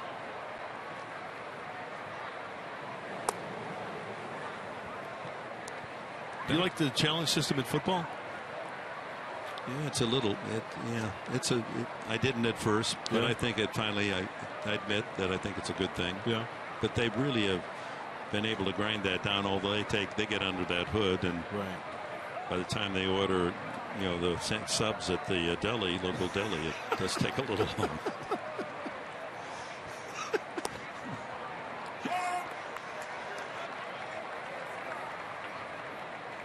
But you know, they, at least in football, with the red flag, they involve the fans. Fans would say, "Throw the flag, throw it." Here, there's, you know, how about like a rubber chicken or something? Yeah, I'd be good, octopus. You know. Drive to right field. Rivera's done it again up the alley. That'll score Francoeur easily. Rivera puts on the brakes. Oh, good throw from deep in right field, but the Padres get another as Rivera drives in the 5th run of the game. His 27th of the season. 2 for 3 for Rivera. Well, we talked about the power, specifically the home run last night in Chicago in the 5th inning, his 7th of the year, pulling the baseball. But look at how he takes this wood pitch down and away, drives the back foot. In actuality, comes off watch the back foot. It comes up off the ground. All that energy in that front leg, throwing the head, all that energy being transferred to the front side of the body, front part of the swing. Amarista with a foul ball no, Johnson can't quite get to it, just into that first row. How about Medica and Rivera, their last 2 games? Medica's 5 for the last 7, and Rivera was 3 for 5 last night. He's 5 for 8 with 4 runs batted in. A 5-0 lead. Even the challenge system dare not deny the Padres a run here in the 5th. Exactly. How about that? Curveball fouled away. And for Bud Black and Dave Roberts, the bench coach for the manager Black, managing with a 5-0 lead in the middle of the ball game is going to be much more fun than trailing, right? It's almost like in Bull Durham when Nuclear Lou says, gosh, you know what? I love this winning stuff. It's like, better than losing. Waved at and missed by Amarista. That's it for the Padres, but on a couple singles, they add another halfway mark. 5-0 San Diego.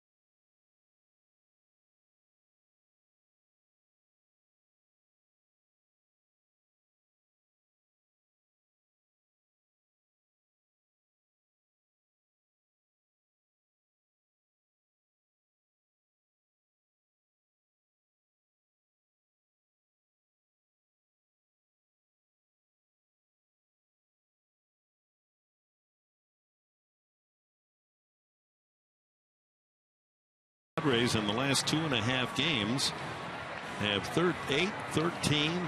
That's 21 and 5 tonight. 26 runs in 2.5 games.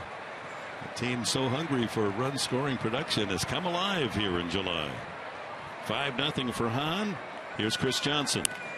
Fouls it away. Hahn has walked 1 and allowed 2 singles. Padres 14 hits last night, 12 already tonight.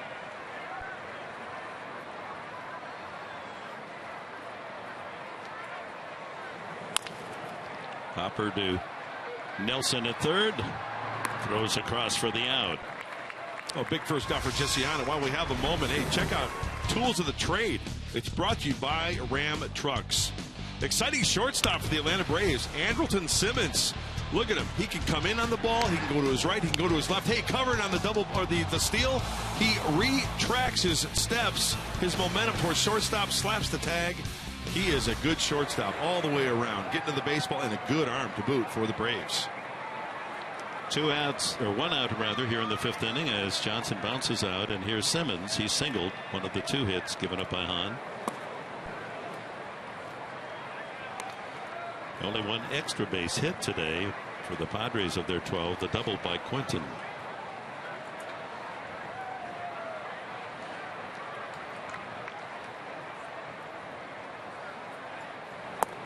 I talked to the TV voice of the Atlanta Braves, Chip Carey. And he says that Andrelton Simmons is Ozzie Smith-like. He's that good.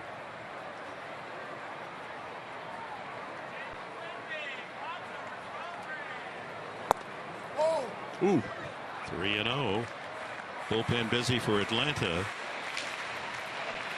Hale, the right-hander, as the pitcher spot due next, and Tom Pasternicki is in the on-deck circle for Atlanta.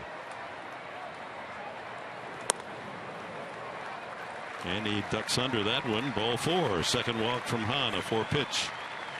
Time now for the top-tier player profile, brought to you by Arco. Greg Maddux going into the Hall of Fame in Cooperstown this weekend. Look at those numbers. 4-time Cy Young, 18 Gold Gloves, a 2.15 career ERA in that span, 92 to 98. Cubs, Braves, Padres, and Dodgers. It's really an Atlanta celebration. In fact, they've invited fans to come to the ballpark early for the Sunday game. They're going to show the ceremony up on the big screen. Yep. Tyler Pasternicki. Pinch hitting for Wood.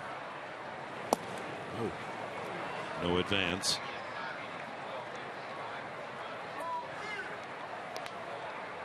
So it's 5 straight out of the strike zone, and Rivera giving his young pitcher a little look there. Come on now.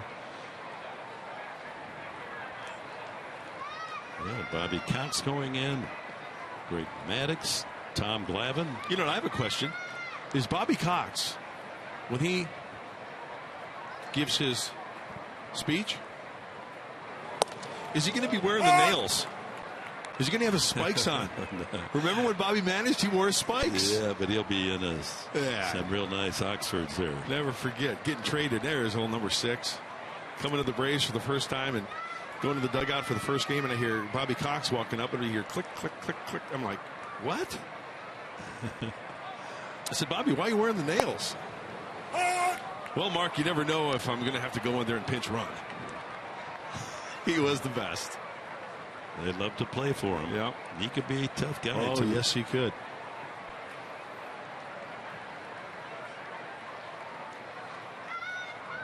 Folks might forget that Joe Torre has connections with the Braves as well. Managed. Curveball, and he chases it. Strike 3. Hahn throwing that big hook up there for his 3rd strikeout of the game. 2 away. Here comes the Hahn hammer. Up top, pull it down, great rotation, and Pasternicki goes back to the dugout, Nicky. Quickie. B.J. Upton struck out and walked. 2 outs. Simmons at first. 5-0 Padres here in the last of the 5th inning in Atlanta. Curveball swung on and missed. Couple of walks, 3 strikeouts on the card for Hahn.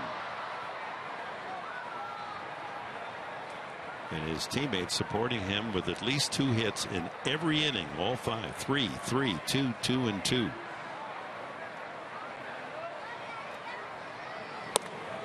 Isn't that nice, Dick? Seeing that line score as far as where the hits are, and multiple hits in each inning. And the leadoff man reaching safely on a hit all 5 innings.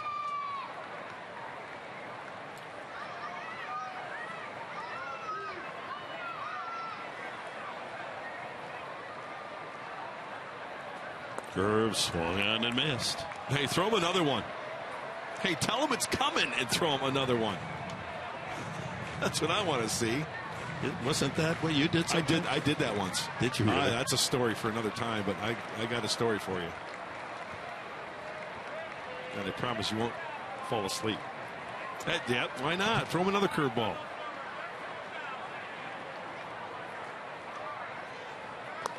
He doesn't bite this time. 2-2. But that shows me something, that Jesse Hahn threw that curveball where he wanted to, right? You know, he's still 2-2. 1-2, you don't want to hang it and speed up his bat. Get it out of the zone. He showed before he was going to fish for it. He threw it out there again, and he didn't bite that time. Throw it again. First strike this time. Ground ball to the shortstop, Amarista. The flip to second. The inning is over. 5 solid innings for Jesse Hahn. 5 for the Padres.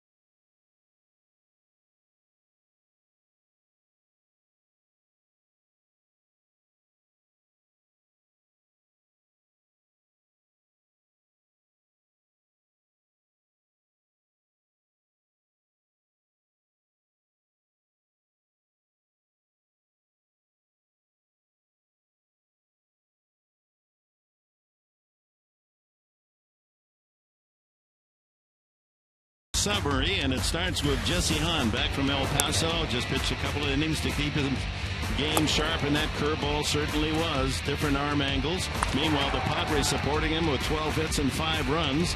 That was Tommy Medica driving in the first run of the game. Denorfia, who's 3 for 3, knocks in another. And Rene Rivera comes through with a 2-out base hit to drive in the 5th run of the game. And to knock Wood to the clubhouse. Wood 5 innings, 5 runs, 4 were earned, 12 hits, no walks, 4 strikeouts. And on, meanwhile, 2 hits and shutout ball. Denorfia 3 for 3, Medica 3 for 3, and Rivera 2 for 3 tonight. And this pitching change is brought to you by Drew Ford. Enter right-hander David Hale. David Hale. Opponent's hitting 236. I stand corrected. 236 off the right hander. His 29th game. He's kind of a swing man. He can start. He can relieve. Fastball, slider, change. David Hale, no relation to Alan Hale, the skipper on Gilligan's Island. Are you sure? Yeah, I looked into it. All right, little buddy. Jesse Hahn has an infield hit and a sacrifice.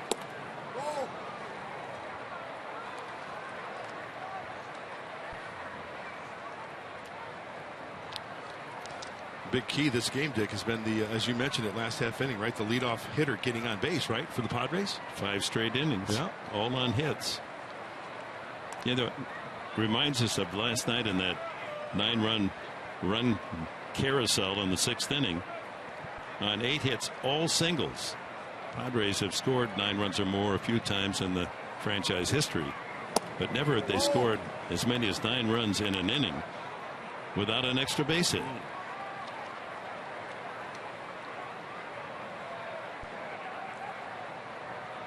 18 times they've had innings where they've scored 9 or more. Hahn takes 3 and 2, but last night the only time they scored 9 without the aid of an extra base hit.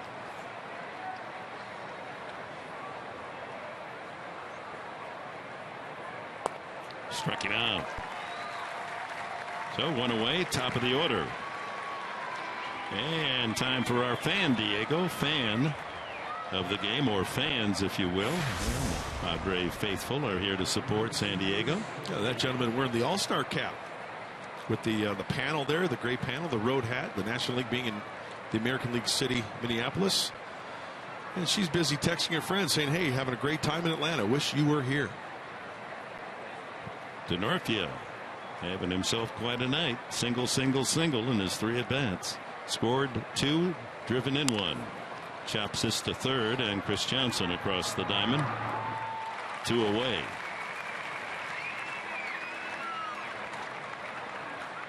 That'll bring up Jan Hervis Salate. He is a single, a fly ball, and a sacrifice fly tonight.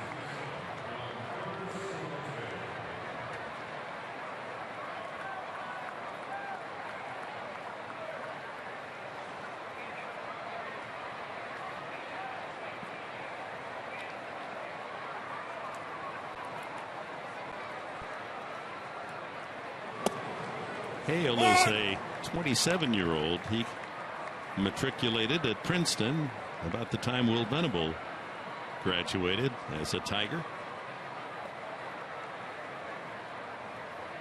Came up briefly last year.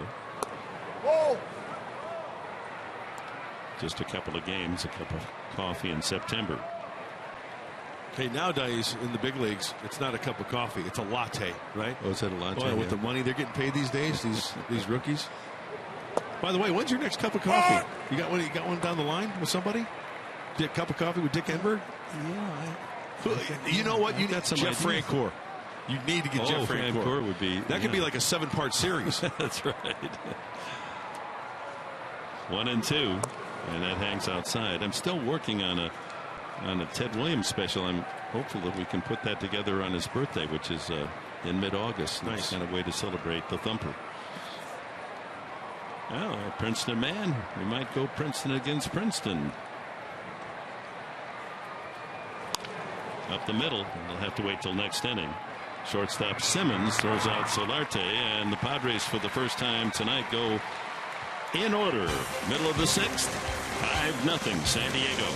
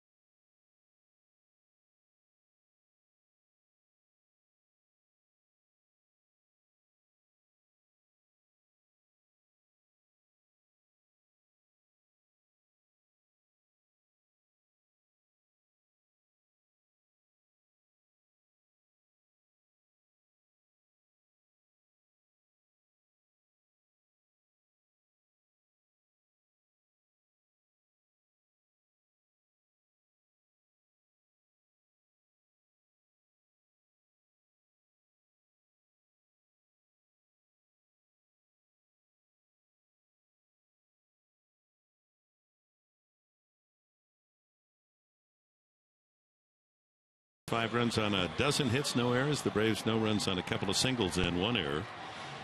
Frenchie Francoeur, Jeff Francoeur as an Atlanta Brave. Had some big seasons.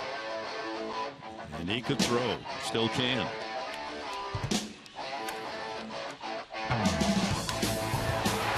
Loves to hack. The bat, the glove, the personality, the smile. Well, sometimes the smile. Look at that. Share the cream. That's great. He got his nickname, Frenchie, from the current manager of the Atlanta Braves, Freddie Gonzalez, who was a coach under Bobby Cox. Called him Frenchie. Trouble pronouncing his last name. Jesse Hahn into the 6th inning. Tommy La Stella takes ball 1. He's flied out and grounded out. Freeman and Upton to follow. 74 pitches. Fly ball to left. That'll send Anorfia back a few strides. 1 away.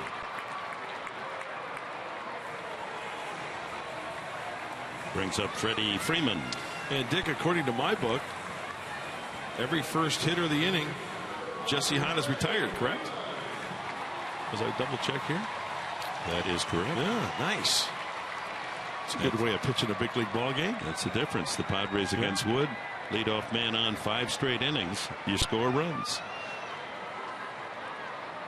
Freeman has flied to center and grounded to second. Ooh, that's a curveball. Almost fooled the umpire. It snapped in there at the last spin. Strike 1. Shift on. Another curveball. 0-2. Well, just the reaction of a hitter as you take a look at the shift. Freddie Freeman on that last one, even though he fouled it, he got a piece of it. Just the look of like, wow, I'm going to have to really bear down to try to square that one up. Now waste a fastball away. Sure, why not? Down and away. No, he didn't. And that ball's crushed to center field. A long run for Venable, and he can't get there. Freeman on his way to second. He's going to turn and go to third. A 1-out triple.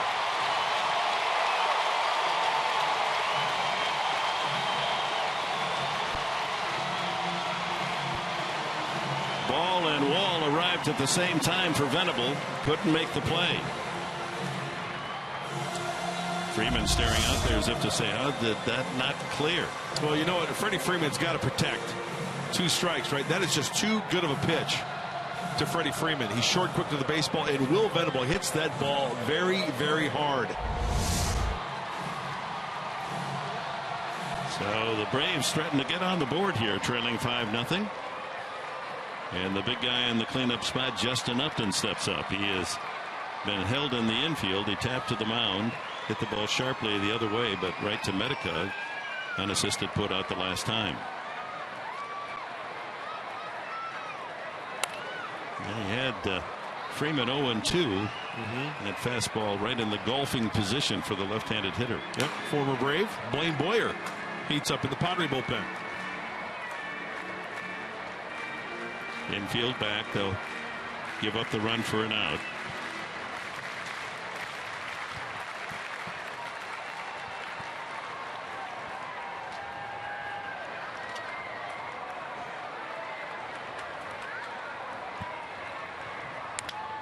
That ball hit well. No, not so well. Off the end of the bat. That'll get the run home. Denorfia with a catch.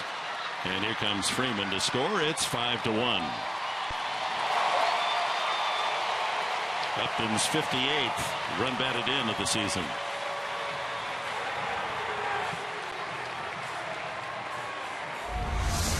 Nice easy swing. It's elevated up above the belt buckle, enabling him. You can see the bat vibrating down toward the end of the bat. Not on the sweet spot. Getting it out there deep enough to score the run on the sac fly. Hahn came into the game in his 7 starts with an ERA of 2.21. He certainly maintained that. He's allowed only 3 hits. Hayward has one of them, a sharp single to right. Like a changeup. In for a strike. Good first pitch for a strike. You bet.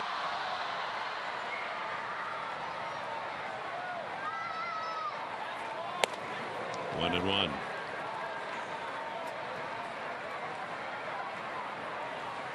Got to keep an eye on the velocity now. They're here in the bottom of the 6th. 82 pitches. That last pitch was 91. Just missed inside.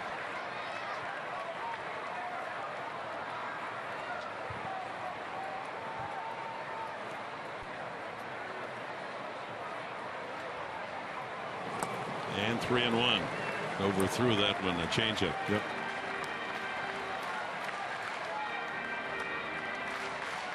And Hahn coolly walks down the back slope of the mound and gets a deep breath as Bud Black looks on. Thinks through this 3-1 delivery.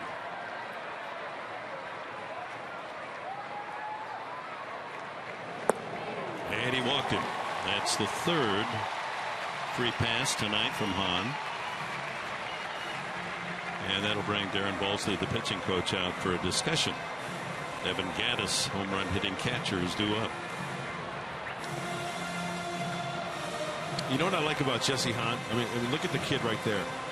He is just locked on to Darren Balsley's eyes as he is speaking. And he is, I love that about a kid. You know, he's all ears. What do you need me to do, coach? What do you want me to do? He's 24 and not a know-it-all. Yeah. That's how you get better. Balsley will help him to get better and better. He's really good already. Yeah, and there are times when coaches, even Buddy has said this. He'll go out to the mound to talk to a pitcher, and he can just tell by looking in his eyes. He might say he's okay, but he can get that feeling from a pitcher. Seems like Jesse Hahn is still confident out there at pitch number 86 right here. Curveball swept foul. Gattis is wrapped into a double play and sent a squibber out in front of home plate. Rivera took care of it last time up.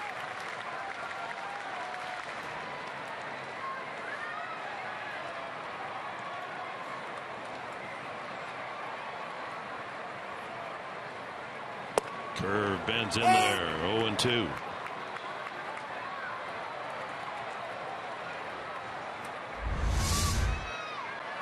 I just love to see him get up on top and throw that. I mean, with some authority. Just don't guide it up there. Throw it up there. He does just that. Another one. Did he go? Yes, he did. Strike three.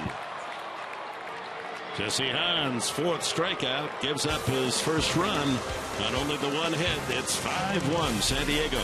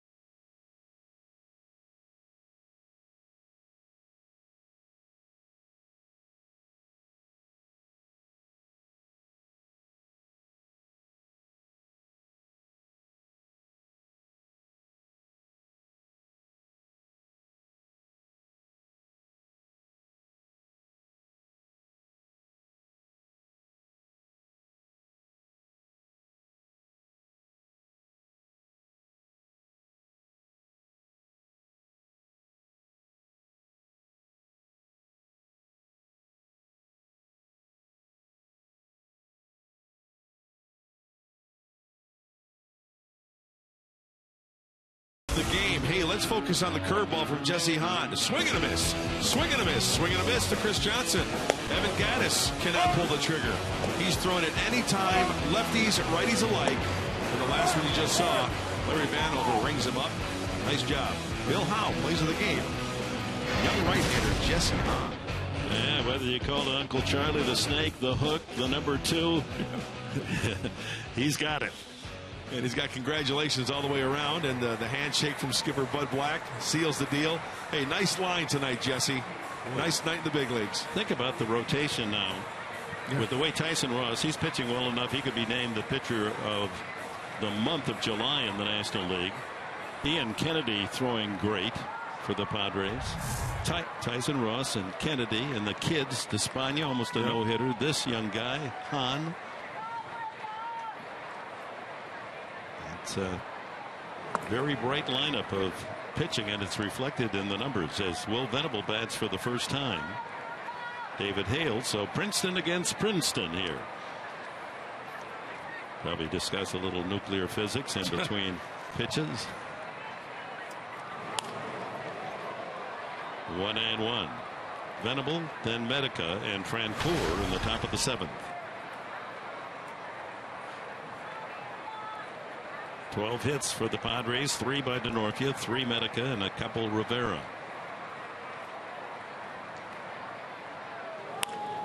High fly ball, shallow and center. B.J. Upton waits for it to come down. 1 away. Tommy Medica, first time up, drilled a single through the hole on the left side to knock in a run. This gave the Padres the early 1-0 lead in the first inning. Well, Tommy's putting together some good at-bats, and even the ground balls hitting on the sweet spot of his bat. Short, quick to the baseball. I just like it when a kid swings a bat with authority. He doesn't feel for the pitch. He swings through the zone, gets that bat head through the zone. All 3 hits, ground ball singles. Carlos Quentin, a double and a couple of at-bats tonight, came out of the game, sore knees.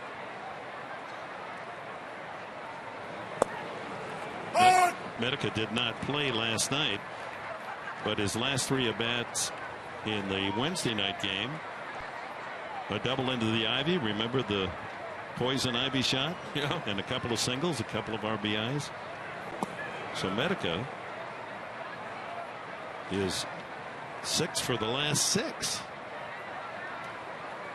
Wow, look at that system right there. Oh, both the left hand and the right hand working, huh? Got the butter pecan, it looks like. You bet. That's your kind of. Oh, believe that. How you do? Ground ball, another hit for Medica. 4 ground ball singles. What a night. 7 straight hits now for Medica. Things are running a little bit hot tonight, Tommy. The heat coming up from the road. The heat coming off that bat and singling up the middle. Nicely done. Finding the holes. That's his first ever major league 4-hit game. Brings up Francoeur. Frenchie has walked, struck out, and safe on a fielder's choice, and scored in the 5th inning. How about Tommy Medica going straight Studio 54 with no shirt underneath the jersey, top button unbuttoned. He's going to be polishing some tiles after the game at the disco. Trip the light fantastic. Oh, man.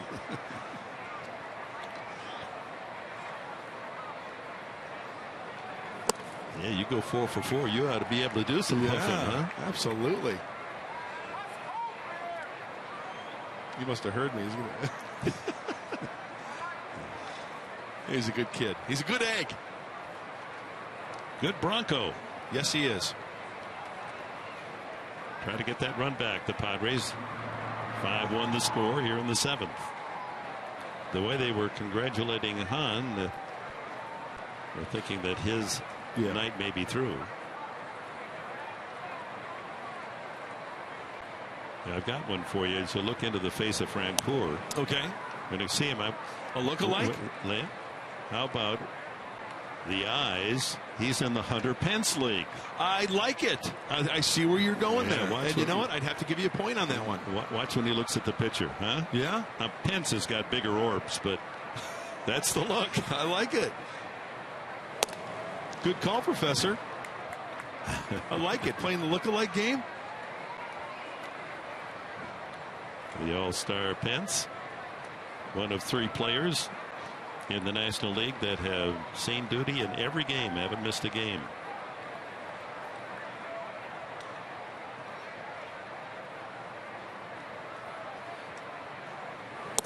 Ooh, good swing and a miss, and it's 3-2. Good 2-seamer from David Hale, down and in, trying to get that ground ball. With that said, the infield, Chris Johnson and Andrelton Simmons, you can see right there, playing on the pull side. He wants to have that breaking ball pulled, or that 2-seamer down and in, rather. pull to that left side of the infield. Fouled back. So Pence, one of 3 National Leaguers to play every game. The other 2, one's in the game tonight with Atlanta. Freddie Freeman, the first baseman, and we just saw the other in Chicago, Starlin Castro. They are the Iron Men in the National League. 1 out single, Medica. 4 for 4 nights, 7 straight hits. Now the 3-2. And another foul.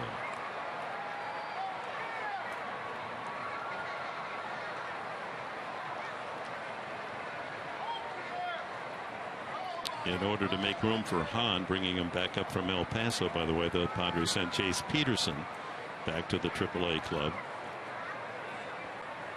He's a cool customer, this kid. Almost sleepy-eyed. His work done. Fly ball, second baseman La Stella, and there's 2 away. Well, we promised you earlier, and here it is, the AT&T fan photo. Tweet your photo to hashtag #STFanPhoto for a chance to be shown in an upcoming telecast brought to you by AT&T. A good-looking couple, huh? Red Bull. Very nice. Well, we understand that Jeff Francoeur just gave that Freddie Freeman fan a bat as a little souvenir. Chris Nelson grounded into a double play, knocked in a run with a sacrifice fly, and grounded out to second. 2 outs. Medica still at first base. David Hale in his second inning of pitching for Atlanta.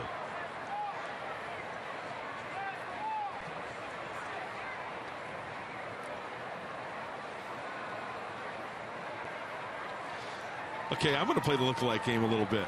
Jeff Francoeur right there. Can he and Mike Pomerantz pass for brothers? I'm not sure about that one. Oh, okay. Thanks for playing. Anyway. Pomerantz is way too handsome. Yeah? Yeah, Francoeur is, rugged looking and all of that. Interesting. But, Pomerantz, he's probably in the mirror right now. We love you. Mean it.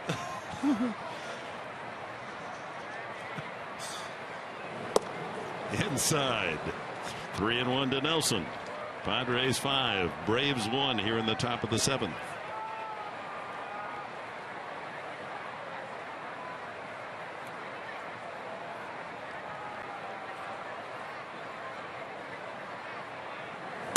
And ball 4. Couple of men aboard with 2 outs here in the 7th. First walk from David Hale brings up Rene Rivera. Rivera, the hitting star last night, 3 for 5, his 7th home run, drove in 3, scored 2. Tonight he comes right back, 2 for 3 with an RBI single. It is contagious. Yeah. We said it when things weren't going well. Just get in that cycle where out, becomes out, and then when the hits start falling there, everybody seems to swing the stick better. Absolutely. And the confidence is just infectious. It's like pitching. I believe pitching is infectious. It carries over to the next guy. The confidence level. I mean, just look at the confidence level, Dick, tonight of Jesse Hahn. I mean, he's carried it from the minor leagues to the big leagues, back to the minor leagues, back to the big leagues, and doing a fine job of it. And if they go on to win tonight, he'll be 4-0 on the road, 6-1 since that debut against Pittsburgh. Ground ball, but it's at Simmons playing into the hole, and he gets the force at second base. 2 left for the Padres. They lead it 5-1.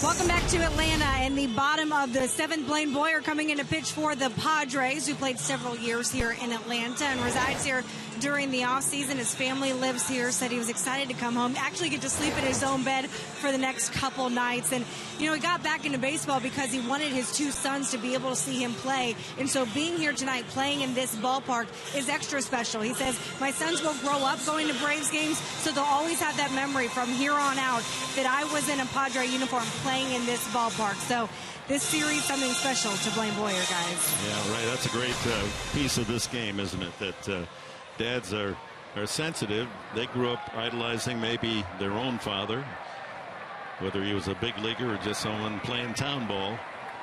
And now the kids get to follow Blaine as he goes to work in the bottom of the seventh inning. Jesse Hahn's work done. 6 innings, 1 run, only 3 hits, 3 walks, 4 strikeouts. The red-bearded Boyer against Chris Johnson. 1-1. Johnson struck out and grounded to third. What a great story. And now Jesse Hahn, look at how intent he is. He's all eyes on Blaine Boyer. He's sticking in the dugout. He wants to root for his teammates. He wants them to add on. Johnson, Simmons, and the pitcher's spot here in the 7th for Atlanta. 1-2. Looks like Chris Johnson having some difficulty with the breaking ball tonight. The hammer from Hahn and now the slider from Blaine Boyer. Now that is a handsome mustache beard combo.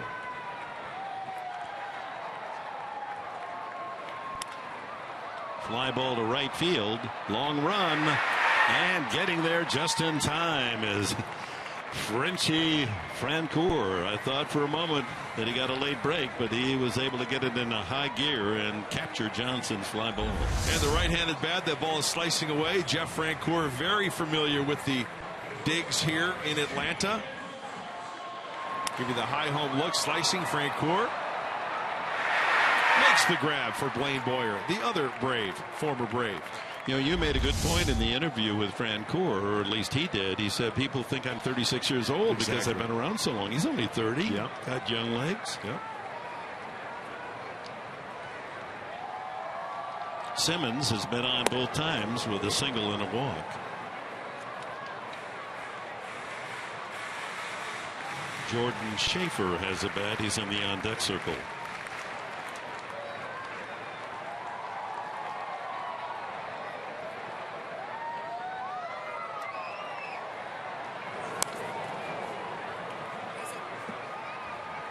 One and one to Simmons. I'll tell you what, you put a gold crown on Blaine Boyer, and he's the Burger King. Oh, that's good. You get 2 points for that one.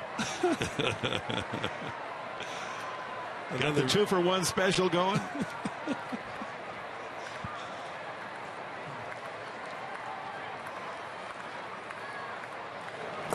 Two balls and a strike. What a great story, though, that Chris Budd just told us about having your sons come to the ballpark and watching you pitch at the big league level. And you know what, Dick, with technology these days, you know, cameras and cell phones and video, you know, back in the day, you had to bring your film to the photo mat and come back on Wednesday after 3 to get your prints, right? Fly ball right center field. Francoeur says he's got a beat on it, and there's 2 away. Hey, now it's time to check out the Cholula Flamethrower. Here it comes, folks. 94 for Blaine Boyer. He's topped out on the fastball at 94 thanks to Cholula. He's got a little Cholula hot sauce on that heater. The 33-year-old from Atlanta, Georgia. Another good egg. Looks at Jordan Schaefer as Schaefer steps into the batter's box. He's been used primarily as a pinch hitter. This is his 24th pinch hit appearance. He has 4 hits overall. Light in the average column, 169. Good base runner, good outfielder. Ball 1. Yeah, he can run a little bit. He can scoot. 15 stolen bases, even though he's been at bat only 71 times. 1 and 1. Padres 5, Braves 1. Padres scoring 1 in the first, 1 in the third, 2 in the fourth, and another in the fifth. All off starter Alex Wood.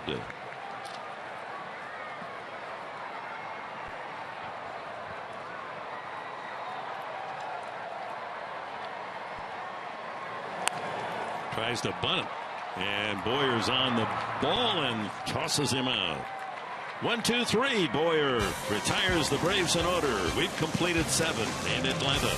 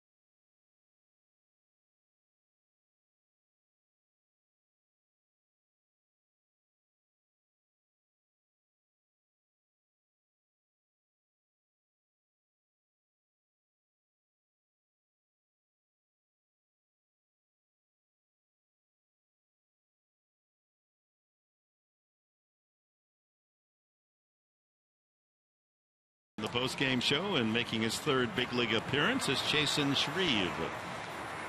Was called up yesterday.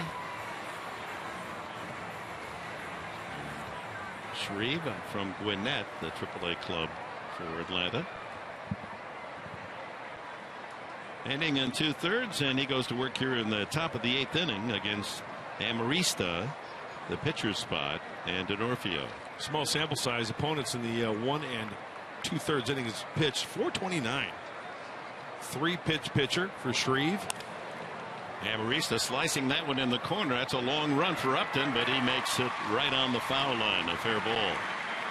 There's another one of those fly ball outs to left field for Amarista. Brings up another man with Atlanta connections, Brooks Conrad.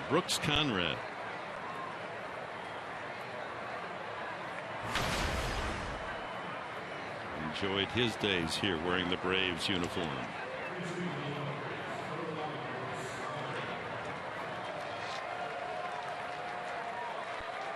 .103 average based on just 29 at bats, 3 hits, one of them a home run.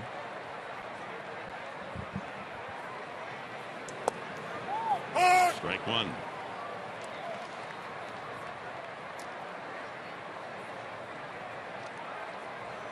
Shreve is a 3-pitch pitcher. Fastball, changeup, slider.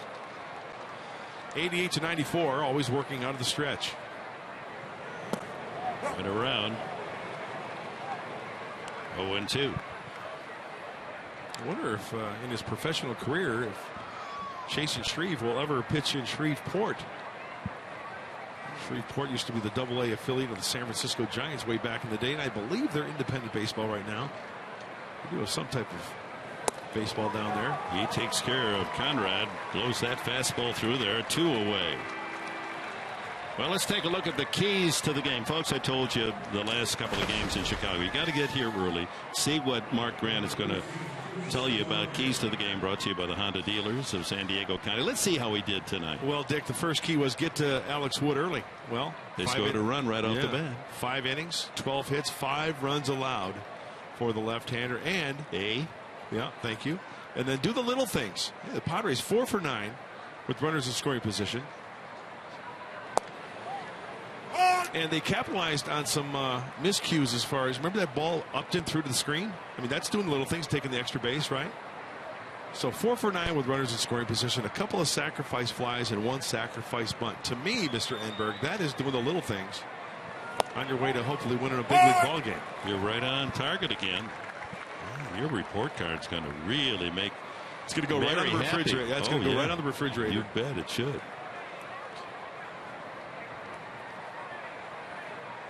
So Jason Shreve working on DeNorfia, who has 3 hits and 4 at bats, scored a couple runs, drove in 1. That one popped to right, and an easy play out there for Jason Hayward.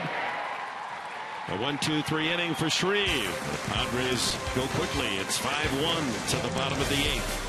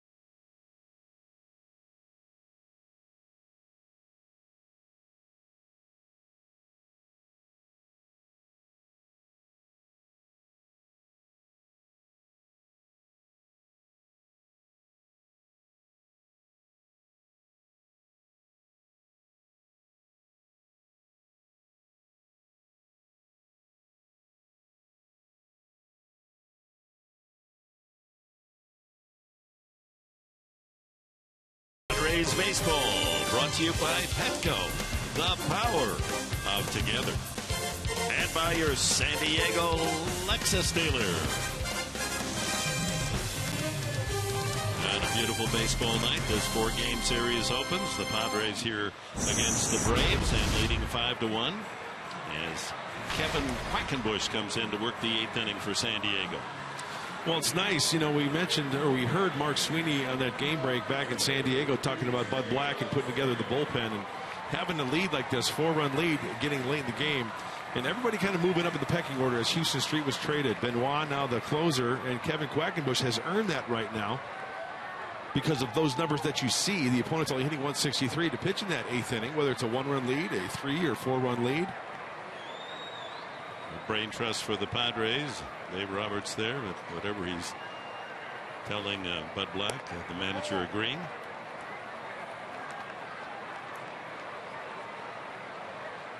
B.J. Upton has struck out, walked, and grounded to short. With Houston Street being traded, responsibilities falling on different shoulders. There's the 91-mile-an-hour fastball from Quackenbush. It's been a closer all of his adult baseball life in college, minor leagues. Joaquin Benoit, a 4-run lead. Unlikely he'll come in for the ninth. Amarista throws. Oh, did he get him? No. No, my. Amarista's throw sails to first base, and an error opens the gate here in the 8th inning for the Braves. That's disappointing. Second error by the Padre infield tonight. Nelson also with one. Routine, let the ball come to him. Crow hop, he eyes the runner and then just works underneath a little bit. Therefore sailing up and away. Medica comes off the back, can't make the swipe tag. Amarista has a strong arm. Yeah. Instead of really firing that ball over, he kind of guided it, flipped it. Well, that costs the Padres the opening hitter and gives the Braves a 4-out inning, and they got their big guns up after La Stella, the rookie second baseman. Then it's Freeman and Upton and Hayward. Make up for it with a little double play ball here. Ball one.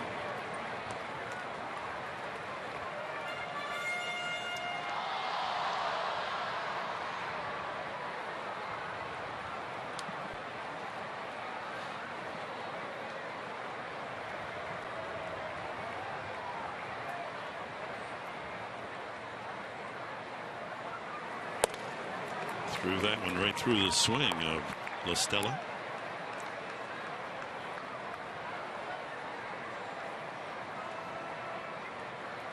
He was a relief pitcher at the University of South Florida. Selected by the Padres, 8th round, 2011. Could have been called a strike right on the black. 2-1.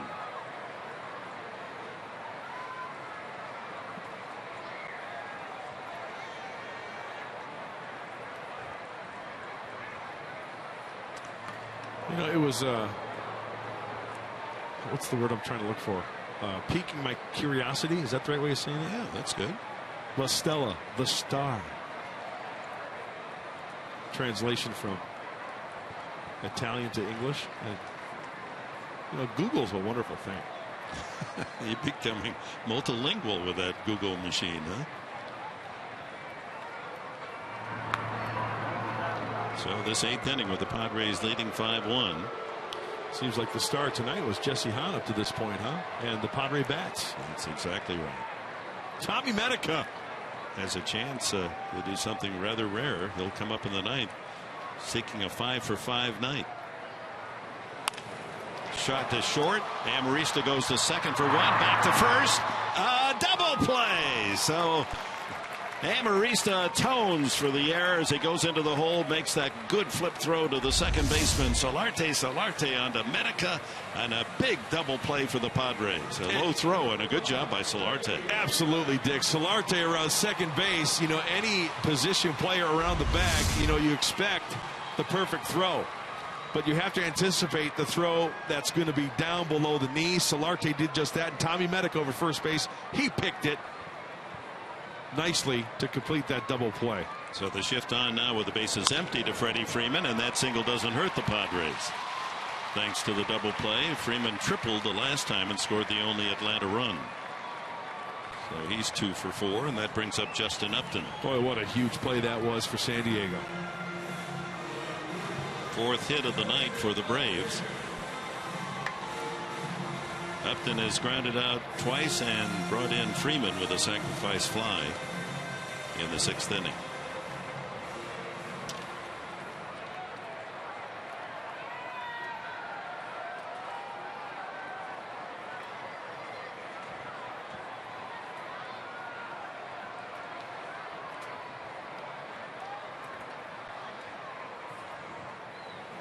Testimony to how strong the Padre bullpen has been all season long. When they lead after 6 innings with 3 innings to go, they're 35-1. Great numbers. And why those numbers? Because you've got pitchers like Kevin Quackenbush coming in. Blaine Boyer, who's done a fine job. Of course, Houston Street was part of those numbers. Joaquin Benoit. Dale Thayer. Wild hit. Nick Vincent is back in the saddle. I was going to mention. Let's not forget him. Vincent is back, and he worked a nice inning in the third last night. He's going straight. Aerosmith back in the saddle again. Glad to see it. I thought that was Gene Autry back in the saddle. Yeah, I think so. Aerosmith was maybe riding a tandem, huh? Steven Tyler was riding with him, yeah.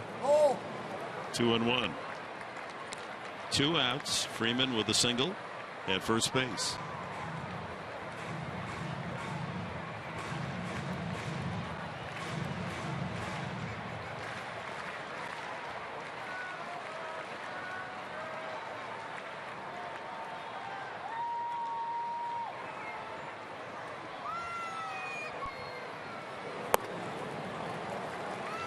Pretty good pitch. 3-1.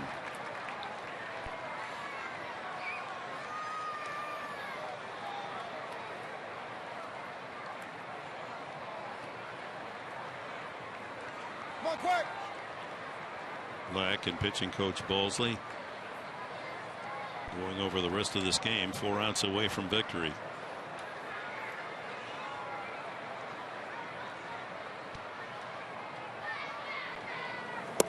Yeah, don't want to do that. Walked him, and that puts 2 men on with 2 out for Jason Hayward. This copyrighted telecast is presented by authority of the San Diego Padres. It may not be reproduced or retransmitted in any form, and the accounts and descriptions of this game may not be disseminated without the express written consent of the San Diego Padres. Let's see if Bud Black is out to make a pitching change or just talk to Quackenbush with 2 on, 2 out. Padres leading by 4 here in the 8th inning. So it's more like a meeting. Just give Quackenbush a chance to catch his breath, and no, it's going to be a pitching change at that. Black goes to the bullpen. He's going to call on Benoit right here. So with 2 outs, a 5-1 lead, but the Braves with 2 aboard. A pitching change for San Diego.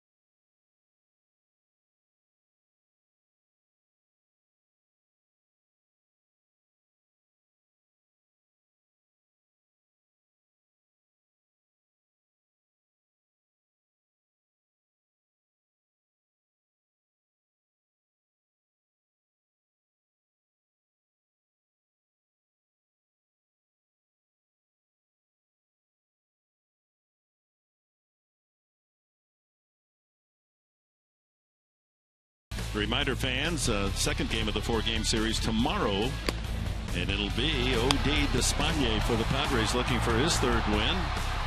And a tough customer, Julio Teheran, 9-6 on the mound for Atlanta. Last Sunday, Despaigne going 7 2/3 innings of no-hit pitching, and the man who's come in to relieve him, Joaquin Benoit, came into the 9th inning and picked up the win against the Mets. Look ahead. Atlanta tonight, tomorrow, Sunday, and a day game on Monday. Then home for Tuesday, Wednesday, Thursday night action against the Cardinals and these Braves on Friday, Saturday, and Sunday next. And Dick, what do you know? By then we'll be into the month of August. My goodness, how the summer just passes by. And the Padres, after the All-Star break, playing some fine baseball. They took 2 out of 3 from the Mets, 2 out of 3 in Chicago, trying to get off on a winning start here against Atlanta. So Quackenbush gets a couple of outs, could have been out of the inning. Upton safe to start the inning on an error. And here's Benoit, a save situation. Yep, tying run is on deck. That would be the 5th run. So Bud Black going to the right-handed veteran closer. A 4-out save. You know, if you get an out here, you get out of the inning, right? It's a safe situation. Even if the game ends 5-1, Benoit goes back out there for the 9th, and he'll get the credit for the save. He has not been in action since last Sunday when he picked up his 4th win. Jason Hayward, single, safe on an error and walked. He's been aboard all 3 at bats. 2 on. And 2 out.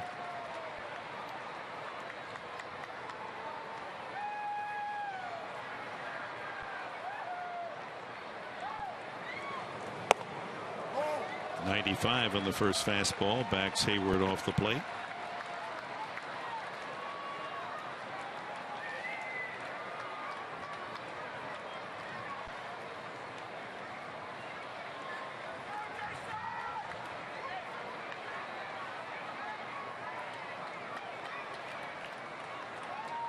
Braves fans hopeful now with 2 on and 2 out.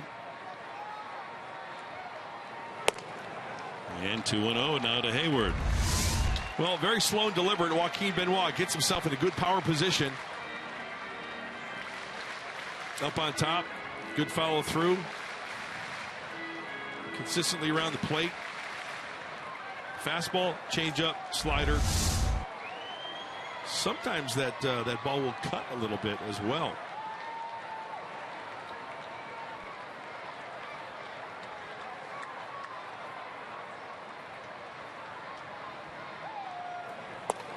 .3-0, and that gives these Braves fans 31,647 more serious hope. Trailing all the way 5-0. It got 1 back in the 6th inning on the triple by Freeman and the sacrifice fly by Upton. This inning, the 8th, started with an error. The 2 outs, Freeman a single, a walk to Upton, and now 3-0 to Hayward. He might be green lighted here. One swing would be a 1-run game. And a 4-pitch walk, and the bases are loaded.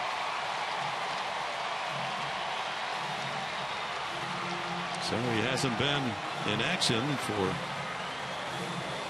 5 days, perhaps not quite as sharp. And here is a dangerous man at the plate, Gaddis. With the bases full, he represents the tying run.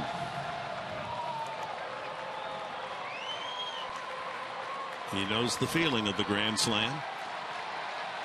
Look at that batting average with the bases loaded, .455. So a single and a couple of walks loading him up for Atlanta.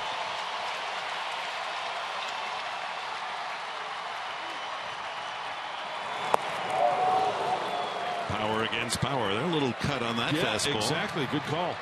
92. Remember the other fastballs we saw to Jason Hayward were up around 95, 96. That ball had a little sweeping action to it. You're right, Dick. Little cut fastball at 92.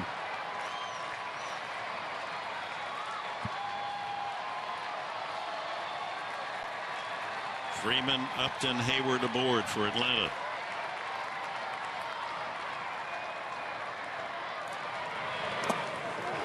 Good stop by Rivera.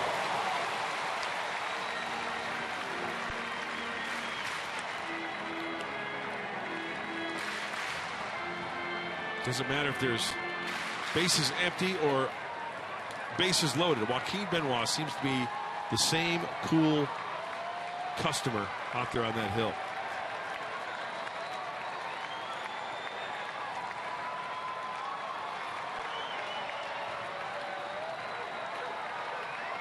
First time all night the Braves have had 3 men on base.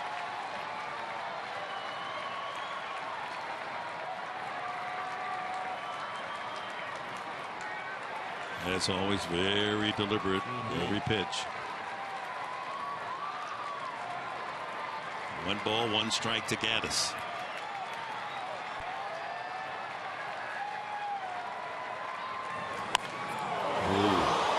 was way out in front. The ball's on the upper deck behind the Padre dugout. He was looking fastball, swinging fastball. Is that a change? Good call. Stayed out in the middle of the plate. Yeah, way out in front of it. So 1 ball, 2 strikes to Gaddis.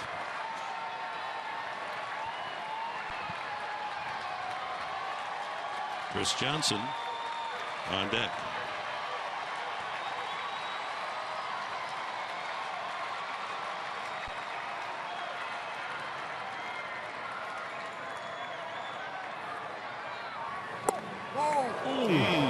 What was wrong with that pitch? 2-2. Well, it was a little outside. Yeah. Good call by Larry Vanover. And a tough call. The right one. Let's check it out again. Yep. Tried to frame it. In off the plate. This then becomes a very big pitch. 2 balls, 2 strikes. Don't want to go full.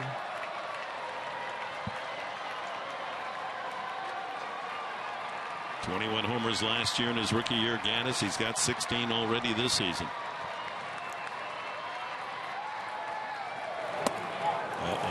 3-2.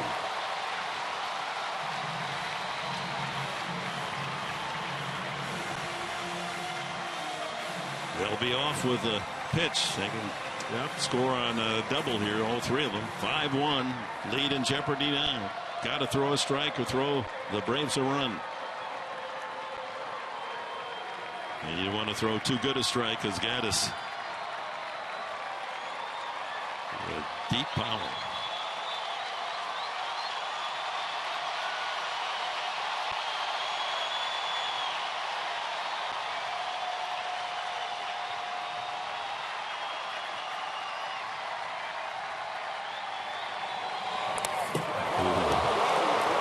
That might have been called ball 4. Yep.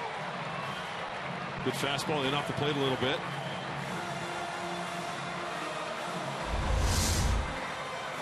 Now with 2 strikes, Gaddis has got to protect too. So right, anything close, he's got to be hacking at it. Fouls it straight back. Trying to rub a wrinkle in a new baseball. Benoit.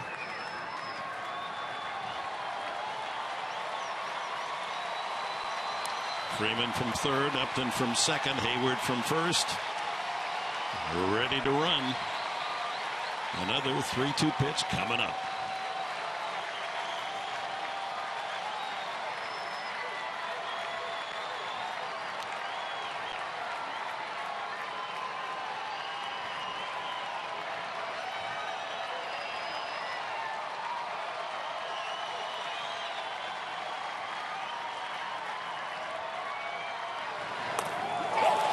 It's 5-2. Did he go round? No.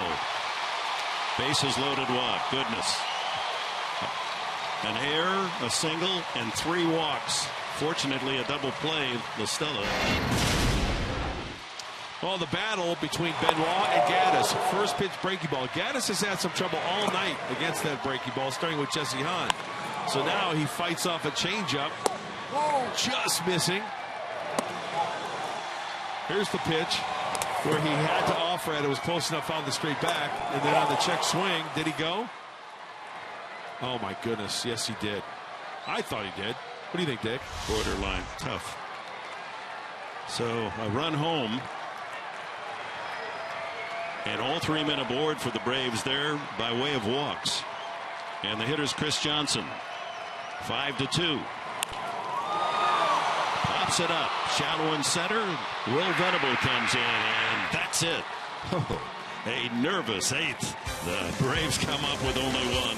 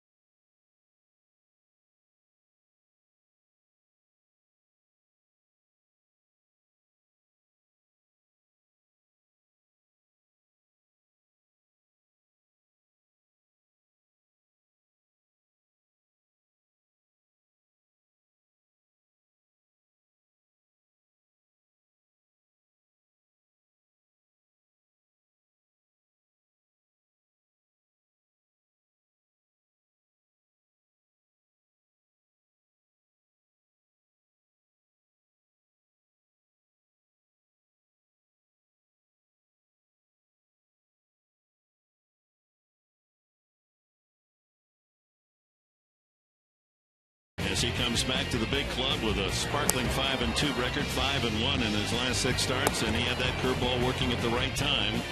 And Tommy Medica, 4-for-4 night. There's his first single that gave the Padres a 1-0 lead, scoring Denorfia in the first inning. Denorfia chips in with an RBI single in the fourth when the Padres got 2 more. And they built a 5-0 lead when Rene Rivera singles to right center field in the 5th inning.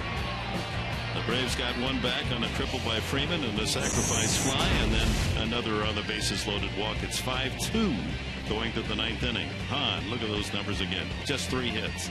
1 earned run, 3 walks, 4 strikeouts. Alex Wood cuffed around, 12 hits, 5 runs, 4 earned. Medica, a perfect 4-for-4, all singles. Chris Denorfia, 3-for-5 singles and an RBI to lead the 12-hit attack.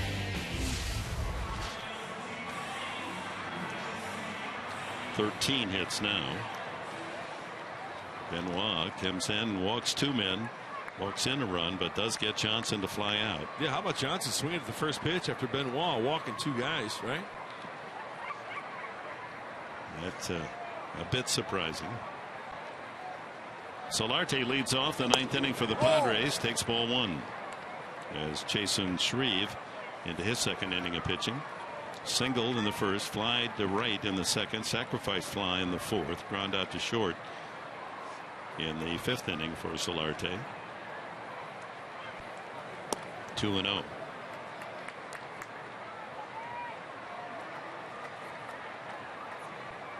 Shreve retired the side in order in the 8th.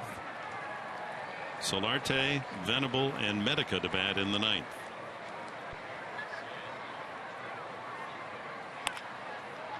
Fly ball right center field. B.J. Upton is there. 1 away. America's new sports network is the place to turn before every slam, every goal, and every game with America's pregame only on Fox Sports 1 and streaming live on Fox Sports Go. Tune in to America's pregame weekdays at 3 p.m. Pacific, only on Fox Sports 1. To find Fox Sports 1 on your cable satellite provider, what do? You go to foxsports1.com. Fox Sports San Diego for Padre baseball tonight and throughout the rest of the year as Venable steps in, takes it low, ball 1. Fly to center field is only at bat as he replaced Carlos Quinton. Quinton was 1 for 3, a double, scored a run, struck out twice. Be nice for the Padres to get that run back, wouldn't it? Breaking ball, 1-1. Well, according to my book, the 13 hits tonight for San Diego, only 1 extra base hit, right? The double by Quinton early. That's right. And last night in that 9-run go round, all those hits, all 8 of them were singles. Same pitch, same result. Venable takes the long walk, strike 3. Now here's Medica. 4 ground ball singles. There's the first in the first inning, drove in the first run of the game. Finds another hole a second time up through the 5.5. Then he decides to go up the middle. Hey, there's room on that infield. And he is 4 for 4. Last Padre to have 5 hits and 5 at-bats. Amarista. That was against the Rockies 2 years ago. Freddie Gonzalez, 50-year-old skipper, born in Havana, served duty under Bobby Cox as his key coach, and now is the skipper in his 4th year as Shea Simmons beckoned from the bullpen with 2 outs in the top of the 9th.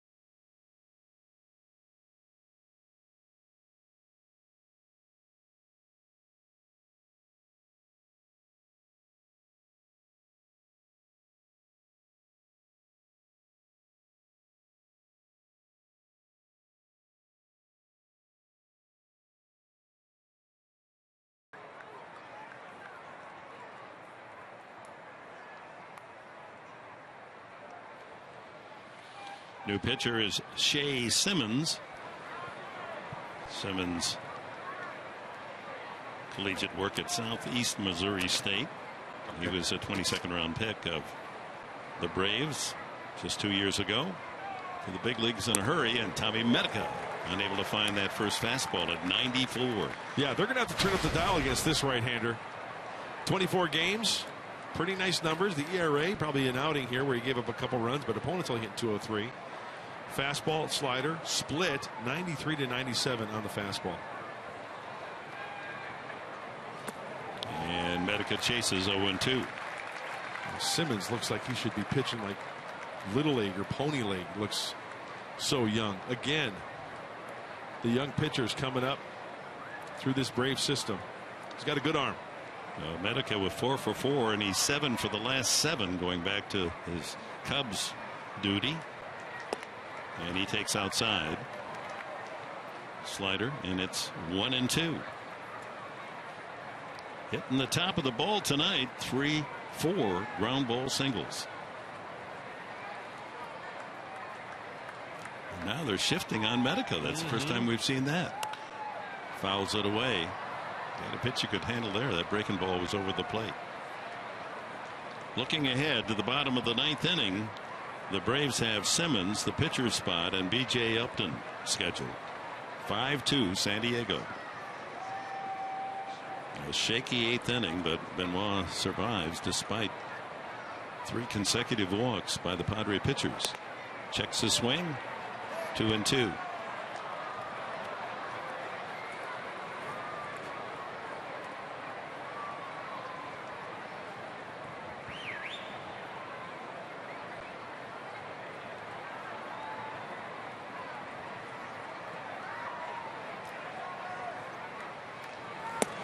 Inside. Full count. In case you're wondering, the record in the National League for consecutive hits is 10. Matt Diaz of Atlanta, the last to do it. The major league record, Walt Dropo, a big first baseman back in the days with the Tigers, 12 straight hits. That's amazing, isn't it?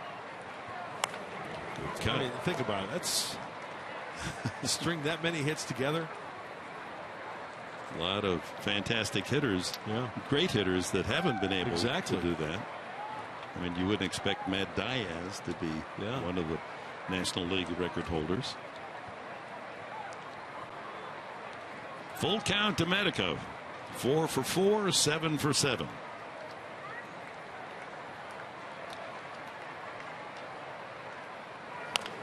Stays alive.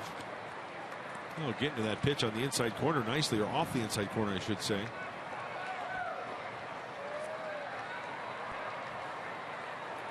$31,647 at Turner Field in Atlanta tonight.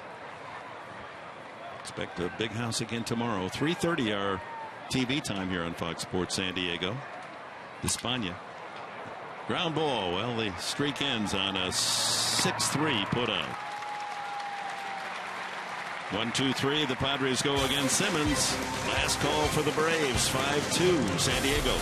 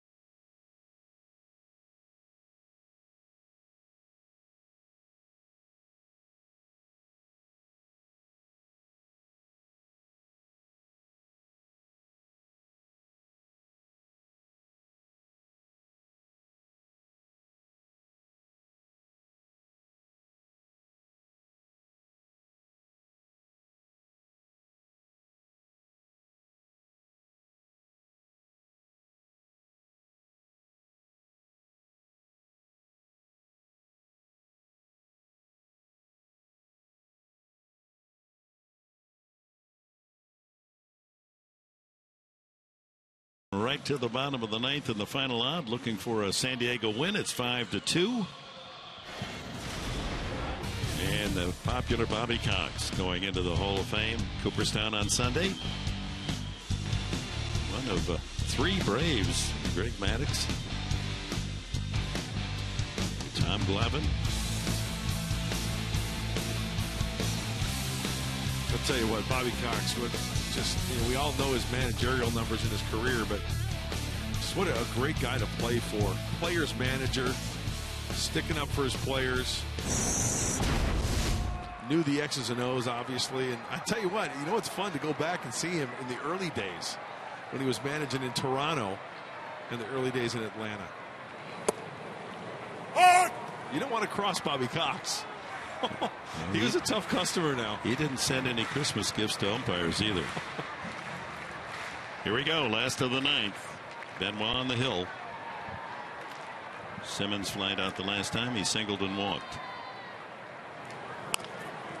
0-2. By the way, Medica with the 7 consecutive hits, that tied the all-time Padre record. Easy to guess who held it. Tony Gwynn in 1999. Nice. So Medica, his name next to Tony Gwynn, 7 straight hits. Very nice. Good on ya. There you Santa Clara Bronco. Yeah, we're in that 19. Benoit. 2 strikes ahead on the count.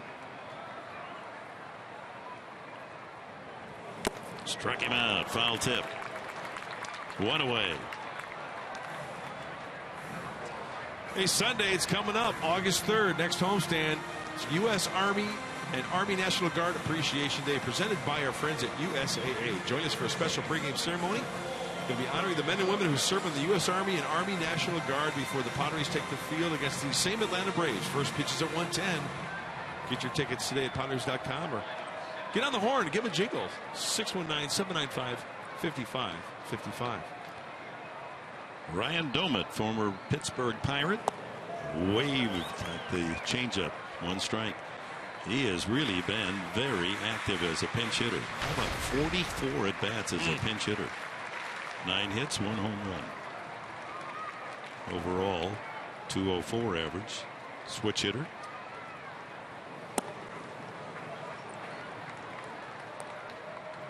And the top of the order, B.J. Upton. Key here for Benoit, not allow any base runners, because that tough middle of the lineup for Atlanta can do a lot of punishment. Don't want to see Freeman and Upton and Hayward again.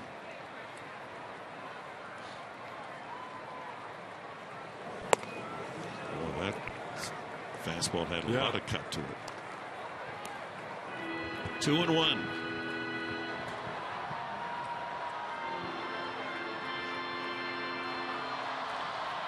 Working on a 4-out save, Benoit.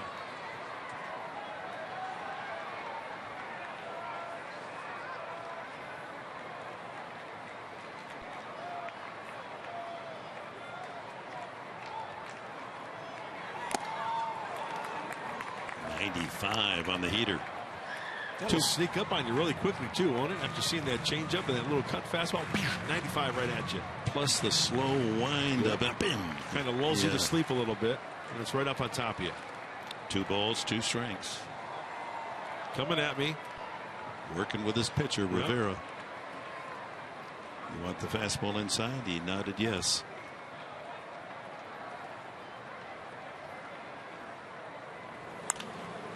Popped up, but that'll be out of play off the third base side.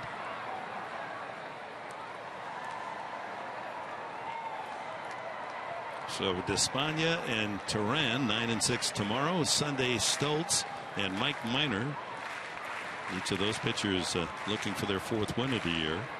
And then Monday, the day game, Kennedy will try to square his record at 9-9 against Irvin Santana, who is 9-6, coming off a win against Miami 6-1 2 nights ago, and he struck out 10.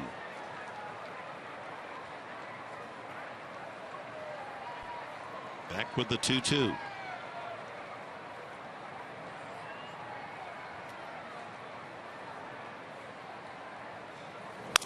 Line drive, foul. That was off a broken bat. And he'll go to the lumber yard. And stick. Yeah, stay tuned right after this one. Padres Live, the post-game show with Emmy Award-winning hosts and co-host Mike Pomerantz and Mark Sweeney. Going to break down all the games in Major League Baseball. They're going to talk about this one when Joaquin Benoit seals the deal here in the 9th. A lot going on, Dick. So stay tuned. Yes. Hey, Padre fans, baseball fans, it's not just the nuts and bolts of any given day in baseball. They give you lots of insight. A lot to chew on. 2-2 again to Domit. Struck him out. Went back to a off-speed pitch. Was that the old changeup? At 85 miles an hour. That's the cambio. Let's check it out. Out of the hand, you can see the grip. The Foch grip, as Joaquin has mentioned to us before during interviews, and just drops right out off the table. The old trap door. So we come back after walking a couple, including a bases loaded walk. Benoit here in the 9th inning strikes out both Simmons and Domit. Here's B.J. Upton. He has struck out, walked, grounded out, and safe on an error by Amarista at short. Hurl right back. Benoit, the comebacker, and the ball game is over. The Padres have won 5 of their last 6, and they beat the Braves tonight. The final, San Diego 5, Atlanta 2. Padres Live is next. Mike Pomerantz, what do you have in store for us?